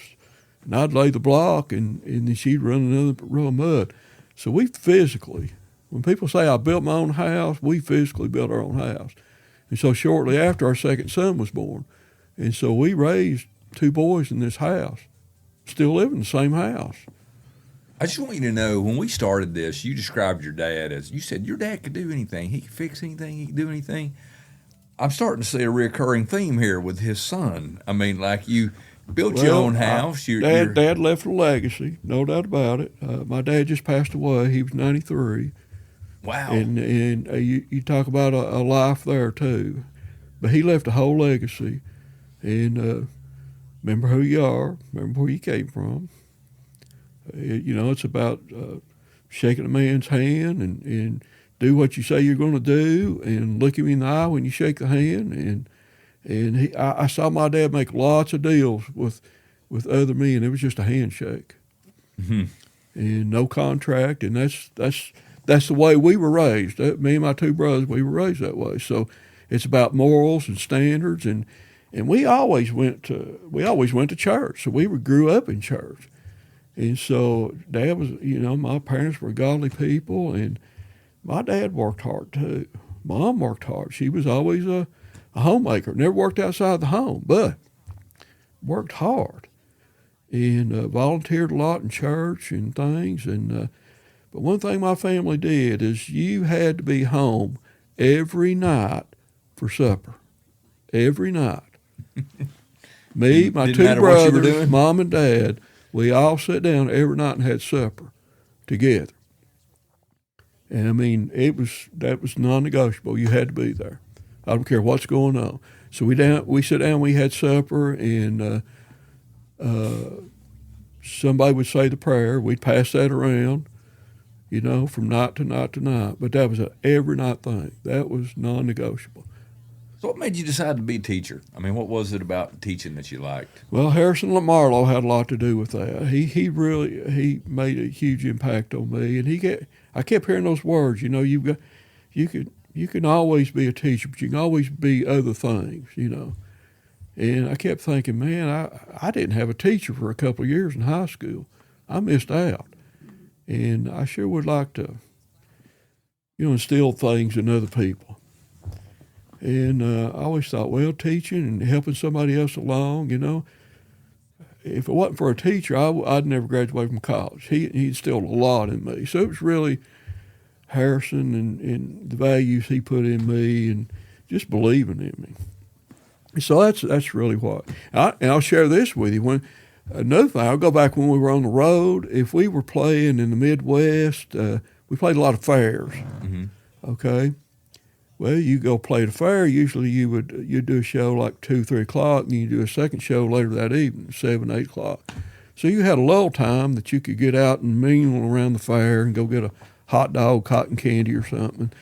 So I'd always wind up at the pavilion where they had all the displays from the high school. The ag department in the Midwest. They got a lot of big ag stuff. Yeah. Well, there would always be an industrial arts there where a shop class they've got a display where there's something they did for the machine shop class or construction class. And I would watch it and watch the kids gather around their projects, and parents, they're just glowing because here they're displaying, what they had done. I thought that was neat, even in those days. Mm-hmm. So I had this little fire in me that I thought, well, I'd like to give back to somebody. There's a world out here bigger than me. It's bigger than me, and you're supposed to give back. I mean, we learned that from our dad, from our parents. Well, you were pretty successful in school. You start teaching. You're doing this for a little while, and you find out you're going to win an award. What's that about? Well, I'd been teaching in city system, and finally moved to Holston High School. Taught shop, and I dearly loved that, and had an opportunity to come to Anderson County schools and teach, and so I did that. So I'm about 10 years into teaching now. This is 1987, and I'd had a really good year, and there was a lot of things that happened, and we had done a lot of things in the community and things with employers and some of the vocational industrial clubs. We had some success, but anyway. The school system, Anderson County Schools, nominated me for Teacher of the Year in the state of Tennessee. And this was a vocational education award. Mm-hmm. They had their own award program. And so it was the Trade Industrial Teacher of the Year. And so I was nominated by the local school system here, and I won it that year. For the entire state of Tennessee? For the entire state, yeah. Yeah. That's pretty impressive. So it was very humbling, and like I say, I'd had about 10 years in, so I'm starting to get this teaching thing down. I felt like, and we'd done a lot of good things that year, so I was very appreciative, and that was a humbling experience too. Yeah. So you teach for 10 years ish, then you decide you're going to make a move into administration. How does that happen? I don't know that I made that decision. So, coming up on 10 years of teaching, as you know, to keep your certification, you need to go back and get some coursework. Mm-hmm. I thought, well, if I got to get coursework, I may as well go back and get another degree, and that'll improve salary. That'll give me another degree. That always helps you. So I did. I went back to UT and got my master's degree. While I'm there, I thought, well, I don't want to do the same old thing. I want to get something else to go with it. So I got my administrator license at the same time while I was there. Had no intentions of ever using it, but it was in my back pocket if I wanted to. It's kind of a safety net. You always got to have a plan B. I always got to have a plan B. That was another thing my dad taught me. Always have a plan B. Take this music thing as far as you can go. It's great, but have a plan B. One day you're eating chicken, next day you're eating feathers, so you have a plan B. So, anyway, I have this license. I was happy doing what I was doing. At the time, I was teaching construction at ACCTC at the Tech Center, and I dearly loved it. We were building a house. I was taking high school kids and building a house every year. There's another thing. They told me that couldn't be done. I had people in the county said, you can't do that in 1 year. Well, just strap your seatbelt on and watch. And so we did it. So we went down to Indian Hill subdivision. We bought a lot and built a house in a year. And the next year we turned over and built another house. So we built 3 houses in there. But anyway, that's what I was doing. I loved it. But our school came up, and we were going to need a principal the next year. Our principal was leaving. And so Larry Foster had been principal, but he was moving to vocational director. And so Larry had done a great job, and Carl Hembry was first principal. Larry was the second principal. And Larry did a great job, but anyway, the job came open. I didn't pay much attention to it. I was happy doing what I was doing. But there was a couple of people that had applied for the job and looked like they had a good chance of getting this principalship. And I was thinking, holy moly, if either one of these people get this, we're in deep trouble here. I don't know where I can work for this outfit. And so anyway, I had a group of teachers, a cohort. They came to me and said, hey, we're concerned about this principalship. We'd like to see you get it. You got license, don't you? Yeah, I've got license. I said, well, you need to apply for this. You need to help this school. So I did. I put my hat in the ring, and I was hired as principal. And so I thought, I don't know. I asked for it. I got it by default.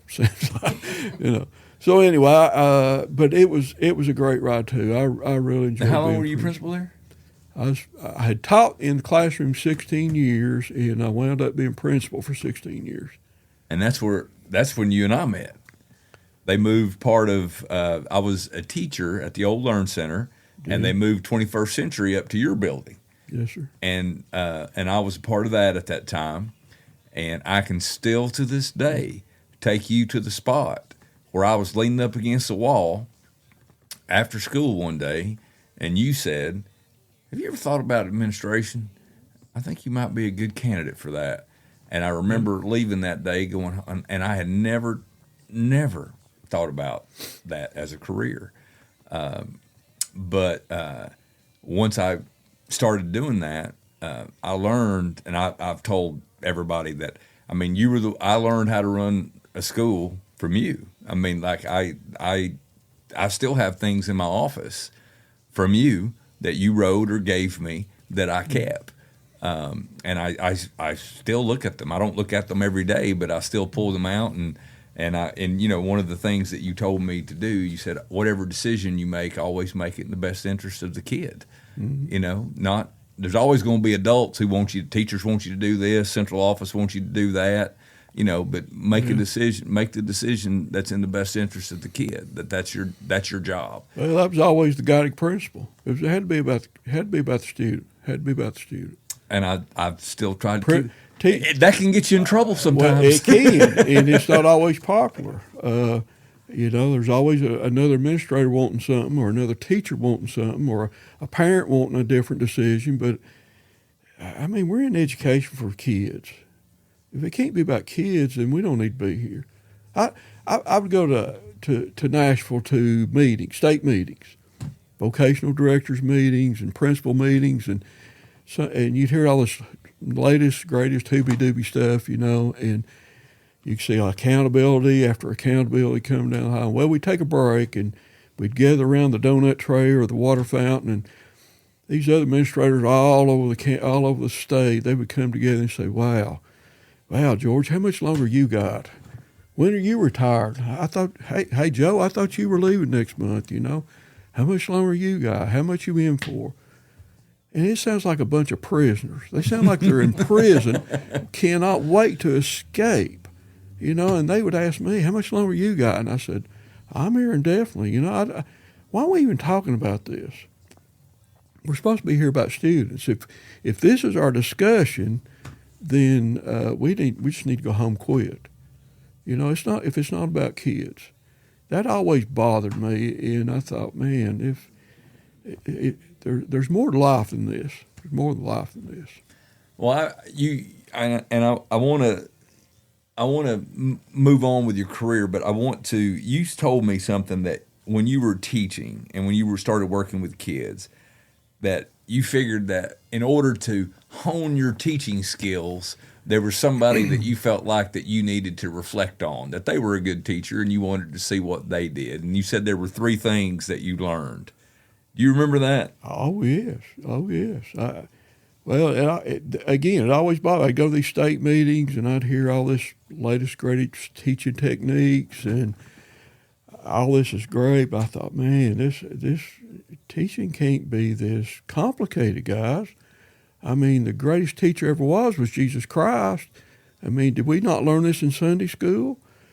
And I'm thinking, man, so I go back to scriptures and I read, what did the greatest teacher do? Well, one thing he did was set that example. He set the example everywhere he went. That's what we need to be doing, setting the example. Jesus Christ didn't need to be baptized, but he got baptized by John the Baptist and set the example for the rest of us. Not that he needed it, it's because he set the example for everybody. That's a good teaching lesson right there. And then Jesus Christ always taught in parables. It was always related to what they were doing. If you're talking to fishermen, tell a story about fishermen. If you're talking to merchants, it's about merchants or farmers or what. It's got to be relatable. How does the student relate to it? And he would get his point across by just telling the story, make it relatable. Well, that's what we need to be doing. It needs to be about, if a student doesn't relate, then how many times we go on to hear a speaker and we lose interest in the first 5 minutes because they didn't make it interesting. They didn't. How does it relate to me? If it doesn't affect me, why am I even listening? So we got to make it interesting for them, And then the third thing is I saw Jesus Christ, the story about the woman they brought out into the streets and they're going to stone her to death because John of chapter adultery. 8. Yeah. One of my favorite stories in the Bible, because Jesus could have said a lot of things. He could have said a lot of things. He could have put a lot of theory on them. He could have put a lot of theology on them. Say, you can't do this because. But he didn't do that. It's just, those without sin cast the first stone.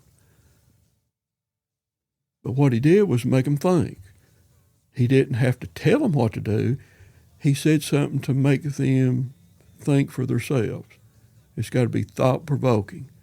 I thought, if we could teach kids how to think for themselves, what a different world we'd have. all this stuff you see on Facebook and social media, I mean, you can't believe half of it. But a lot of people do believe it. I mean, if they're believing this stuff, why don't we teach people how to think for themselves? Surely you don't believe this stuff, you know? Think for yourselves. And so I thought, man, that's kind of the basis of everything, isn't it?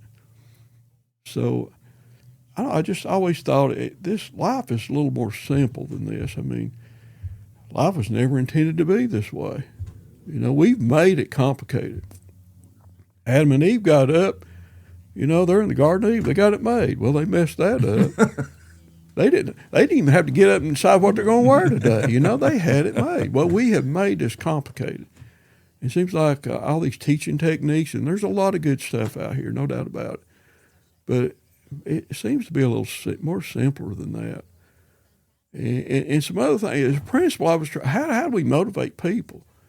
You know, how do we move this next step? I felt like the vocational ed was kind of a stepchild to education. I thought, man, I want to move beyond this. You know, we're as good or better than anybody else. Why do we have this stigma? We're just not quite as good. Why do we have that? But I looked at school, and we weren't accredited. We weren't accredited as a school. I thought, that's one thing we're going to do. We're going to get state accreditation. I want to be accredited by the Southern Association, just like Clinton High School and just like Anderson County High School. We need to be on the same level. We're just as good or better.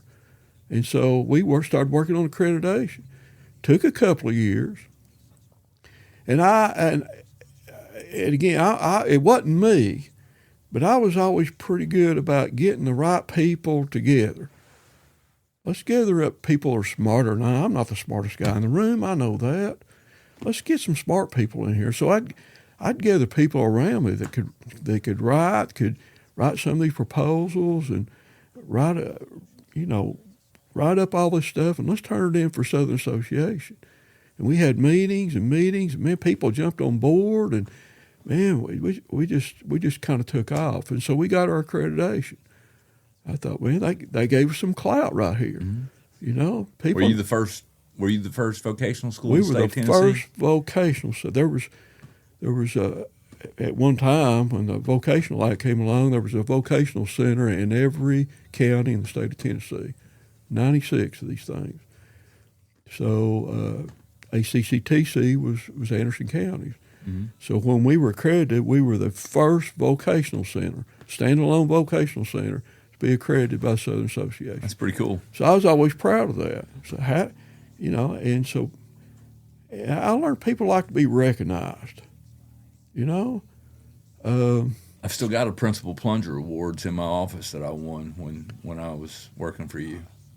Still Principal Plunger Award. Yeah. Nobody knows what that is, do they? No, but I've still got it sitting in my office. Funny story. I was always looking for how do we motivate people and teachers? Teachers always doing good things. How do we motivate them? How do we pat them on the back? And so I went to a state meeting, Nashville again, and I go to this session where this principal gets up and says, well, this is what we do at our school, and we do this for fun, and it helps motivate people. And he brought this plunger out, this regular old bathroom plunger. He brought this thing out, and it was all decorated with balloons and candy, and it just different colors and stuff. Ugliest, gaudiest looking thing you ever saw. And he said, here's what we do at my school.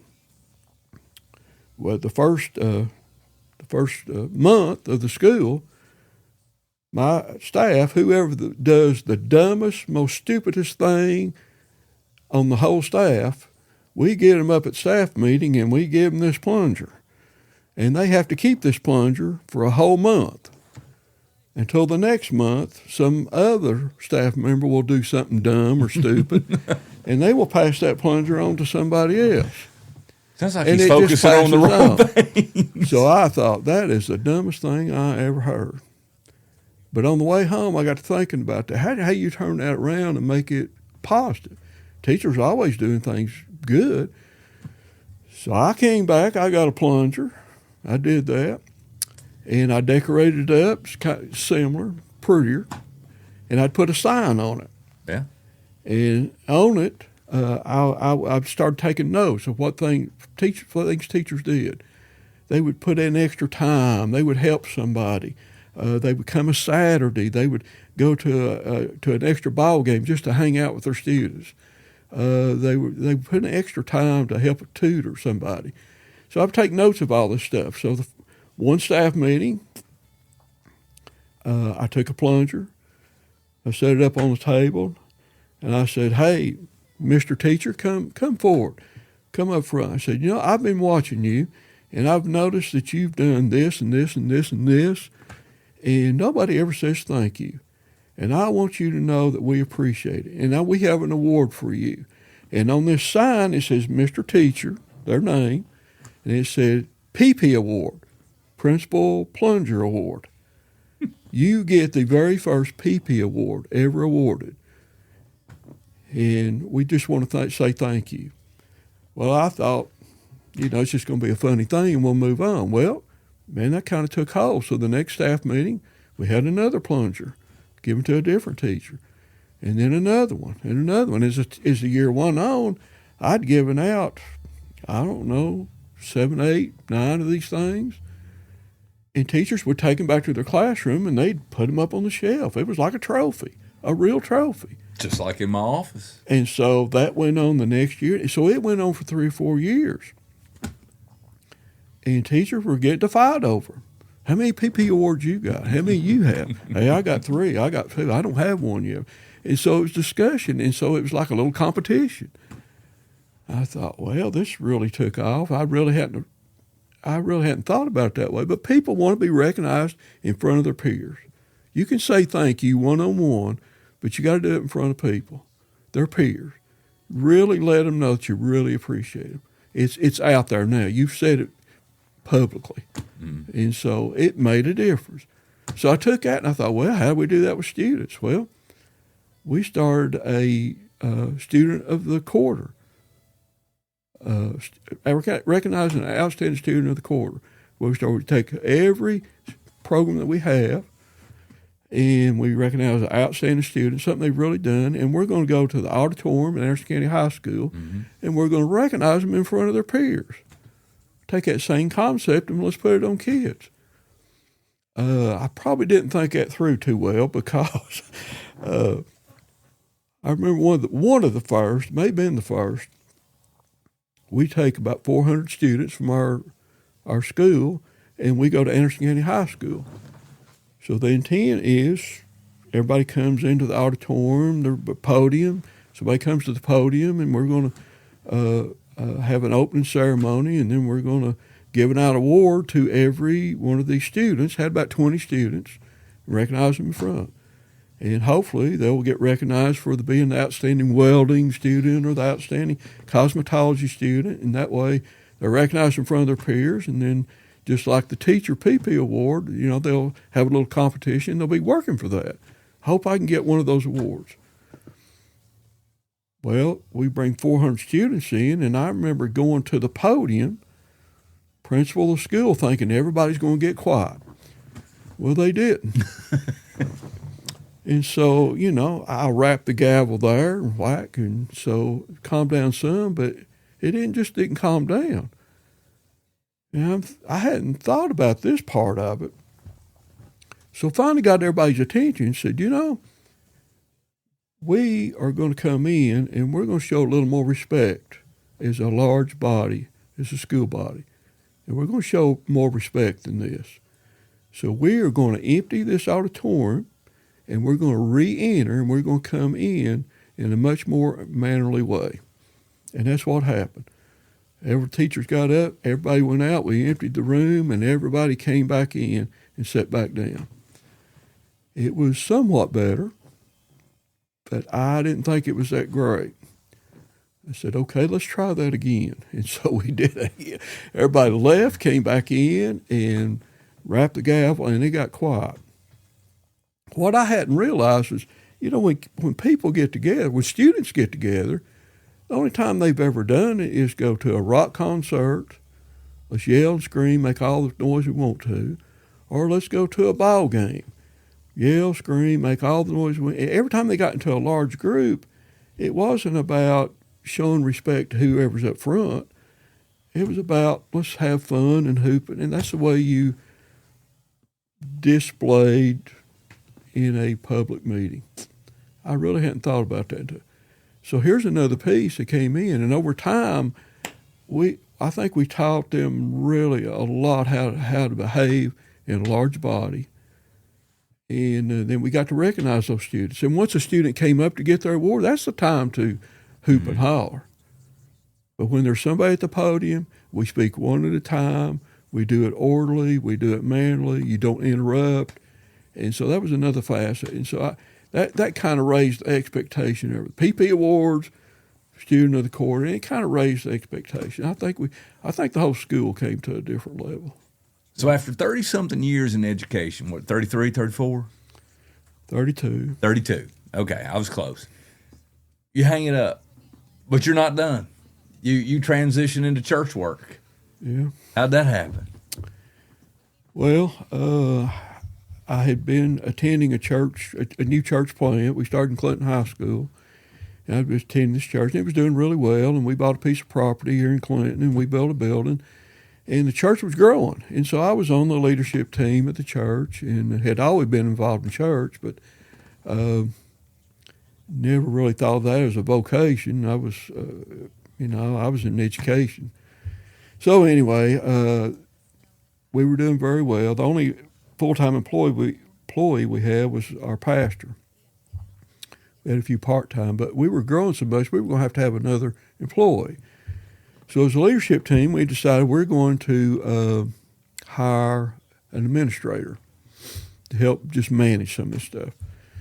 So they approached me about being this new position. Again, by default, they came to me and said, "Hey, why don't you do this?" So I thought, man, this is dangerous as a cock gun. Leave a good, stable job that I really like, and move into this and go to work for a smaller church. That's I don't know about this. So I kicked that around for almost a year. That went on for almost a year. And so, but there was something inside me just kept saying, you need to do this. There's something else. You need to move on. You need to do something else. And I guess what I didn't realize, the Holy Spirit was just working on me. And I thought, well, I'm going to do this because this is not my character to leave something good and stable and go to something that's kind of iffy. But I did. I thought, well, it's time to do something different. I think I've had some success here. Maybe there's something else out here. There's another venture of life. So here's another season of life, and I think this is really going to be another venture because this is a whole different realm here. So I did. I went to work for the church. We had a pastor that took care of the spiritual side, really, and then I took care of the nuts and bolts and the business side. And you can run a public school. You can run anything, right? It was a lot like running the school, a lot like it. And it's kind of funny. A lot of former students and teachers were coming to church there. So it was like the same congregation, in some manners. But, I was doing all the business side of it. And so things were doing really well. So about 5 years into it, and I really enjoyed that too. About 5 years into it, our pastor decided to step away. No problems, nothing wrong. It was just one of those seasons of life. It's Sure. time for a pastor to move on. And so it kind of left me sitting over the church. So we're trying to decide what we're going to do. Are we going to hire another pastor? What are we going to do here? There were some options on the table. So in the meantime, I'd heard that Faith Promise Church was a very large church in Knoxville. Sure. They had a couple of satellite campuses, and they were interested in coming to Anderson County. And they were interested in looking at a building somewhere in Anderson County. And I knew that. I'd heard rumors all over town. So I thought, wow, man, there's Walmart coming to town. We're just the corner drugstore. And then I'm thinking, well, we have a church building but we don't have a pastor. And then they have a pastor And no building. and no building.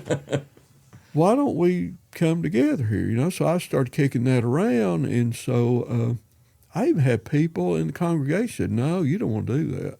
You don't want to contact another church. You don't want to do that. Why? That's not even biblical. Two churches are not supposed to talk with each other. Two Christians are not supposed to talk. I'm going to go meet with them. You're welcome to go with me." Well, I did. I went to meet with them. Went by myself. Nobody else wanted to go with me. But I did. I met with leaders at Faith Promise and the pastor and executive pastor, and we had a good conversation. But over the course of the next 6 months, we agreed to merge, and we voted on it, and we merged with Faith Promise.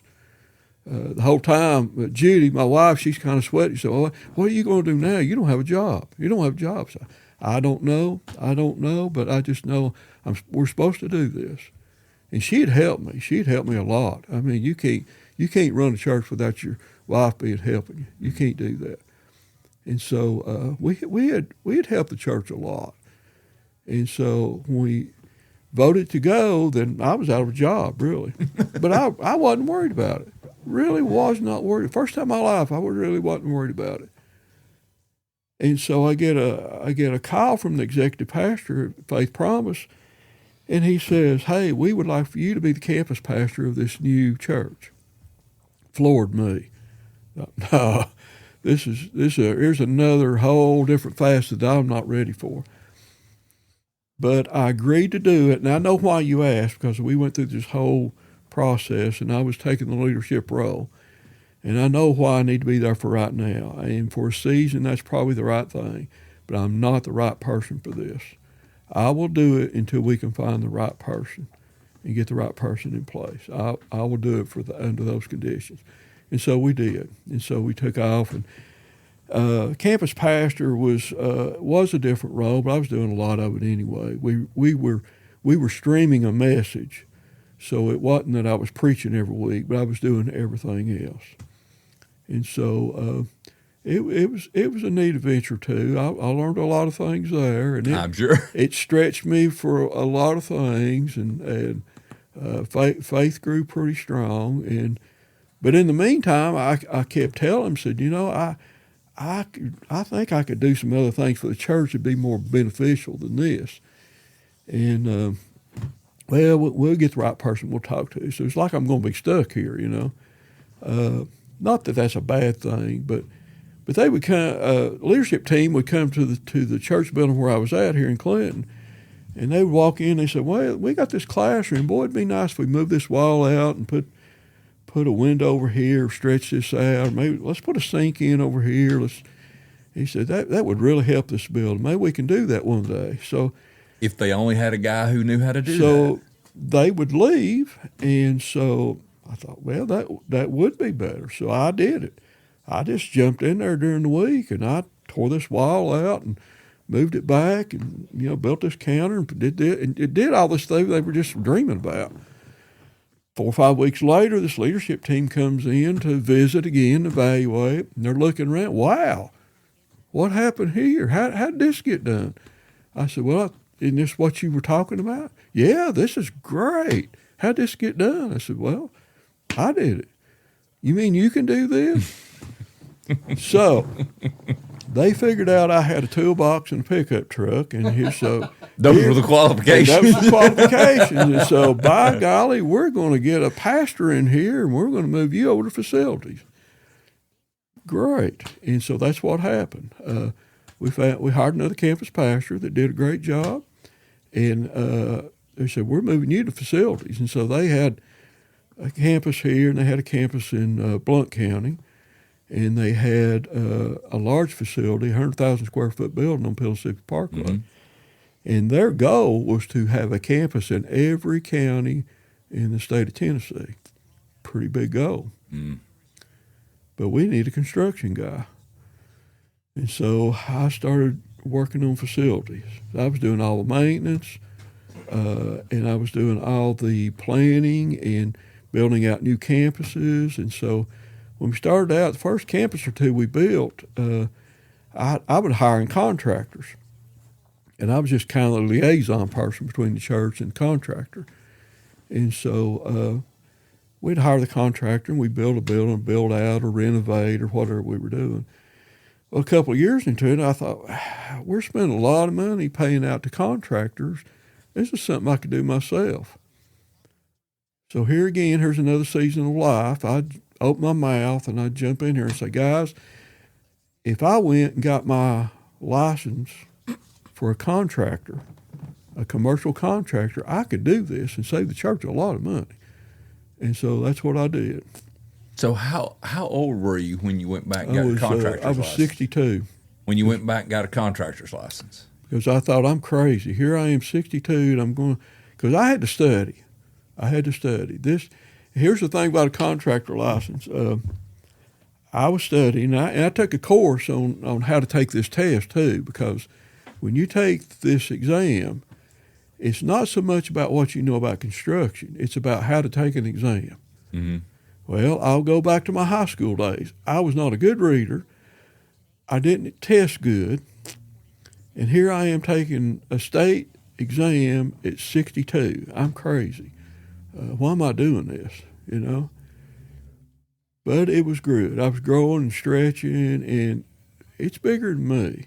There's something else out here. It's bigger than me, you know? Every phase of your life, it's like when a door closes, one opens. And when a door closes, and you just keep walking through these open doors, and it's like another step. I had after I got my first teaching job, I never asked for another job. But they all came. Job showed up, and it was somebody seeking me out. And I thought, well, must be doing something right. I think that goes back to the jack of all trades part. Let me. I don't want to skip this, and I want to. You've got an interesting hobby, you and Judy. For some reason, y'all decide to jump on motorcycles and go all over the place. What happened there? After we raised our two boys, and they went on to school and got married, so we're empty nesters.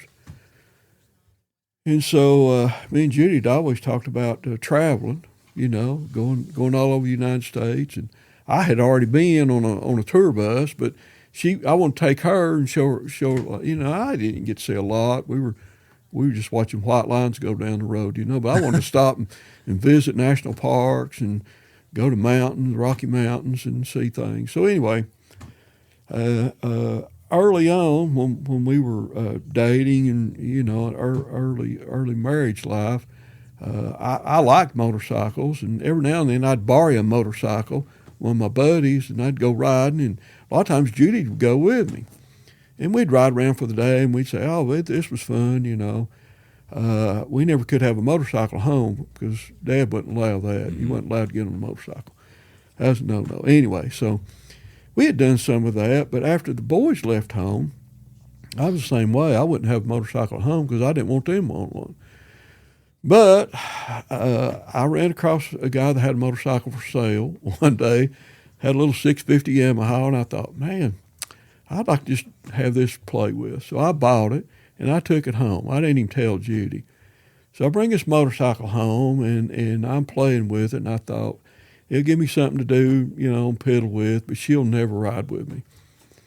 Well, little did I know, every time I started that motorcycle up in the driveway, she's like a dog in the back of a pickup truck. I mean, she'd run out there, ears perked up, tail wagging, helmet in hand.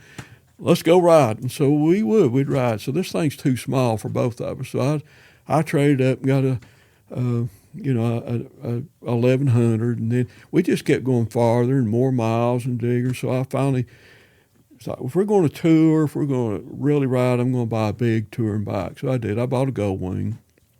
And so we met some other people that had motorcycles and liked to travel. So we started going to surrounding states and doing overnight trips, and really enjoyed it and had fun and met a lot of new people that were empty nesters just like us, wanting to get out. And next thing you know, we're going farther and farther. So we just set aside a week or 2 weeks every year.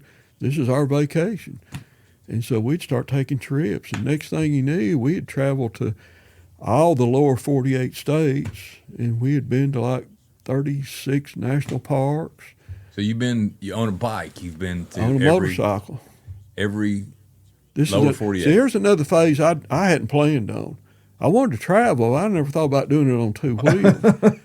But it was just kind of it just seemed like a natural thing. We had these friends, they were doing the same thing. And so they'd be 4 or 5 motorcycles, couples, all of us about the same age. And so we'd plan a trip, and some of them were planners and some of them weren't. So next thing I knew, I was planning the trips. So I'd put together an itinerary and put out mileage, and we'll go this far this day, and we'll spend the night here, and then we'll get up, we'll go see this, this, and this, and the next day we'll get up and we'll move on.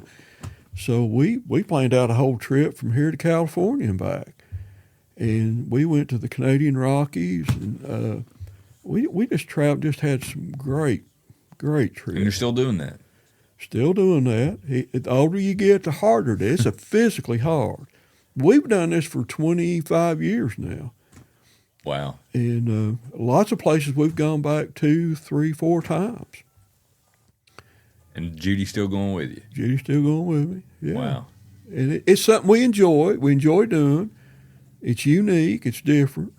When you go, you're in the elements. I mean, you're in the rain, sleet, snow, sunshine, whatever it is.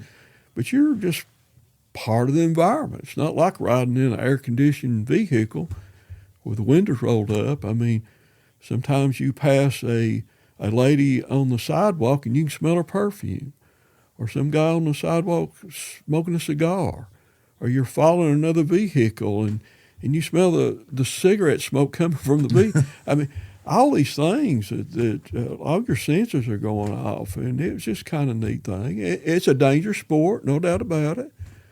We've been very lucky. We've been about 250,000 miles now on a motorcycle. 250,000 miles. Yeah, I figured it up several times, and right at that, about 250,000 miles on a motorcycle. Had one accident. We were in Montana, 2002. We're in Montana, and we're going out Highway 2, a little remote area. We're out in the boonies. And out of nowhere, this deer jumps out, and the deer, we're doing 60 miles an hour on a 2-lane road, and this deer runs into the side of the motorcycle. I'm driving along, and the deer head came right in front of my left knee. So he ran right into the side of the motorcycle. And so the bike's just going crazy, and it's all I can do to get stopped. And I did stop about a 1/4 mile down the road. I finally got stopped. We didn't go down. We didn't turn over. Okay, so you didn't let Stayed it down? on the pavement, and man, it was a scary deal. Bet. But the deer had slammed up against the side of both of us. And of course, Judy's riding on the back behind me, and it broke Judy's arm.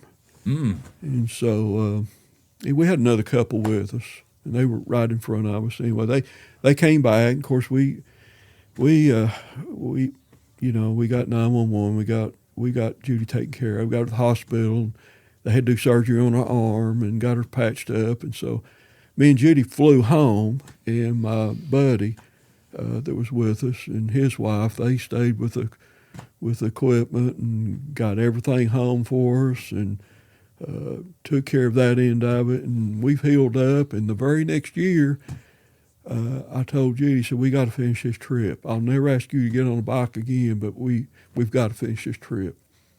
And we did. We went back the very next year and finished that same route that we were going to do. Went on up into Canada and went to Oregon, Mount Rainier, and the east, a lot of the West Coast, and came back. And after we finished that trip, said we don't have to do another one, but we've been a few more trips. Yeah. So it's been another adventure. So let me ask you, as we kind of head toward the home stretch here, what chapter of your life surprised you the most? You've done a lot of stuff. Which one surprised you the most? They were all surprises when it came up. I mean, the music, teaching, principalship, going to work for a church. motorcycling. It's all been a great adventure. It's just, I don't know, I can say one was more than the other. I don't know. I've had some great adventures. Me and Judy's talk a lot. If life ended today, I've had the greatest life that I could ever have. We both have. As much as I love music and wanted to be a part of it, I worked for you for almost 2 years before I realized that you even. I just thought you were hands-on kind of guy. You just fix stuff, and I never thought about talking to you about music until one day we were in your office and we started talking about music, and I started realizing that you knew a thing or two, and then I got into it, and I thought, wow, you know a whole lot more about this than I do. Well, I always thought that's ancient history. It's neat stories, but not everybody gets into that. And let me clear something up. You didn't work for me. We worked together. Oh, right. We worked together. Right. Yeah. You're important right. difference.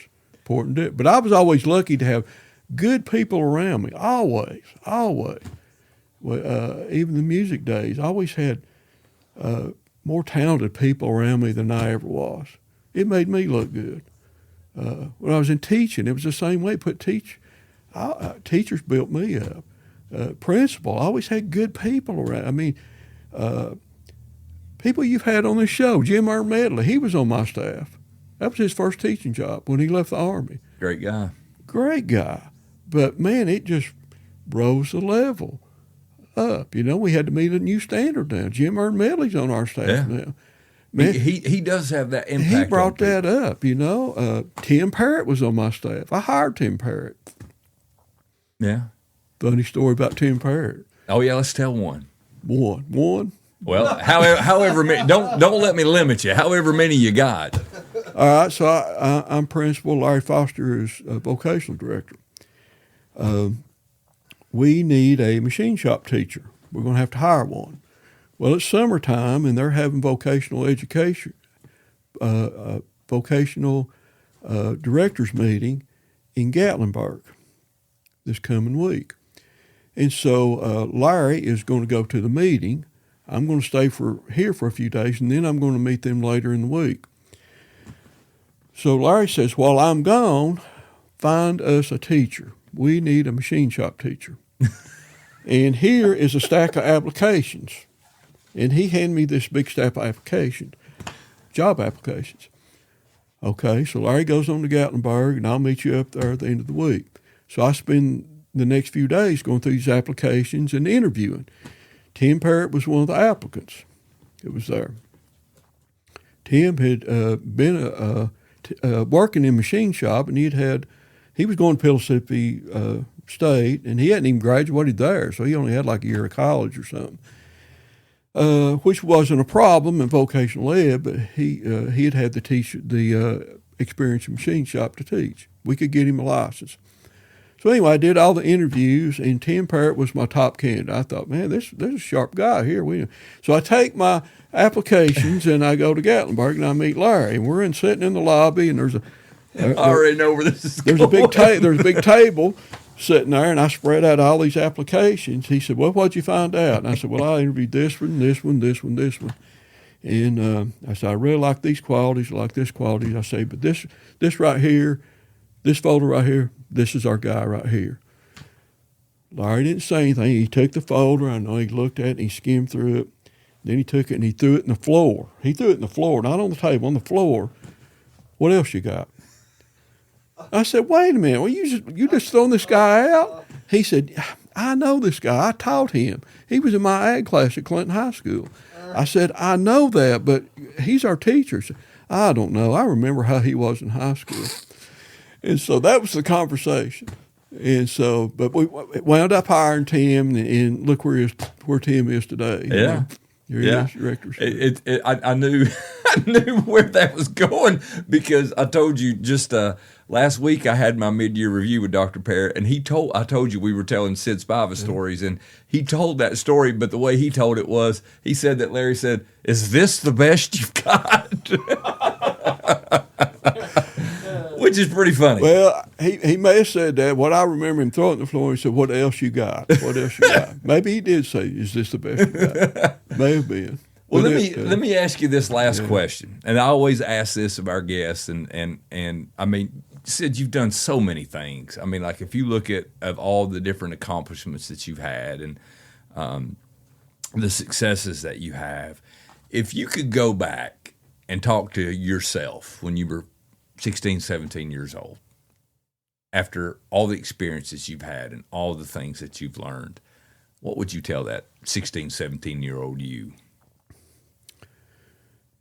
Well, let me say this. Out of all the things I've done, I think the most important thing that I've done, if I had anything to do with it, is I'm really proud of the marriage that me and Judy have. We always said we're going to get married, we're going to show the world, and that was always kind of the theme. And so I'm really proud of that. Had I stayed music, that might not be the case. But anyway, I'm really proud of that. And I'm really proud of the boys that we raised and the family that we have. 5 grandkids now. And out of all this other stuff we've talked about for ever how long here, that's just small to me compared to family. That is the most important thing right there. Mm-hmm. So I'm really proud of that. I'm proud of these boys and where they've done. And I feel like my dad left a legacy. I want to pass that legacy on. Mm-hmm. And so I'm really proud of that. This kid walking around Clinton High School, if I could grab a hold of him, I'd say, strap your seatbelt on. You're in for a ride of your life. You better apply yourself. You better take advantage of every opportunity you have. You're going to have so many opportunities. Choose wisely. And like my dad said, remember who you are. Remember where you came from. Sid, I can't thank you enough for coming in the meeting. And I want to tell you, I'm in my 30th year of education, and I'm about to call it a day for what I do. And I want you to know, I've never met anybody in this profession, not one person, that I respect more than I respect you. Without your influence on my life, I'm not doing this. And I certainly, I'm not saying that I've made right decisions at every spot that I had a decision to make, but I will say a lot of the right ones that I made were because of the influence you had on me. So, well, you were just another one of those that, you get good people around you. You were one of those good people that I had around me. You were a great support, and hopefully poured something into you, but look at the things you've done, and you're carrying on legacy. I mean, even putting this show together, I mean, that's kudos to you for doing that. You're really doing this is a neat idea, something that's going to live on and on. So you're living a legacy, and you're the ones that put that together. You built this alternative program here too. I mean, you had some pioneers before you, but you are the one that really put this thing together and really built a truly fascinating school where you're at. Well, thank you. I'm really proud of where you're at. But this show and storytellers and what Ryan's doing here, I mean, you guys are putting time into this, and there's a lot of time goes into it. And so thank you for doing that, and thank you for pouring into the community. Well, thank you. Yeah. Well, wow, that was quite an event. We could tell Dolly Parton stories all day. I mean, those were something. I'd like to thank Sid Spiva for starting off our season 2. Thank you. Episode 1, not episode 13. Exactly. And stay tuned, as we'll have another episode sometime in February. That will be season 2, episode 2. So on behalf of, before we go, let me say, if you have a suggestion that you would like for us to interview, you can always email Ryan Sutton at rsutton@acs.ac. You can email me at dleach@acs.ac with your name of a person you'd like to nominate. And please give us some contact information as well so we can get in touch with those people. But on behalf of Sid Spiva, Ryan Sutton, and myself, please tune in February when we'll have another episode of Storytellers.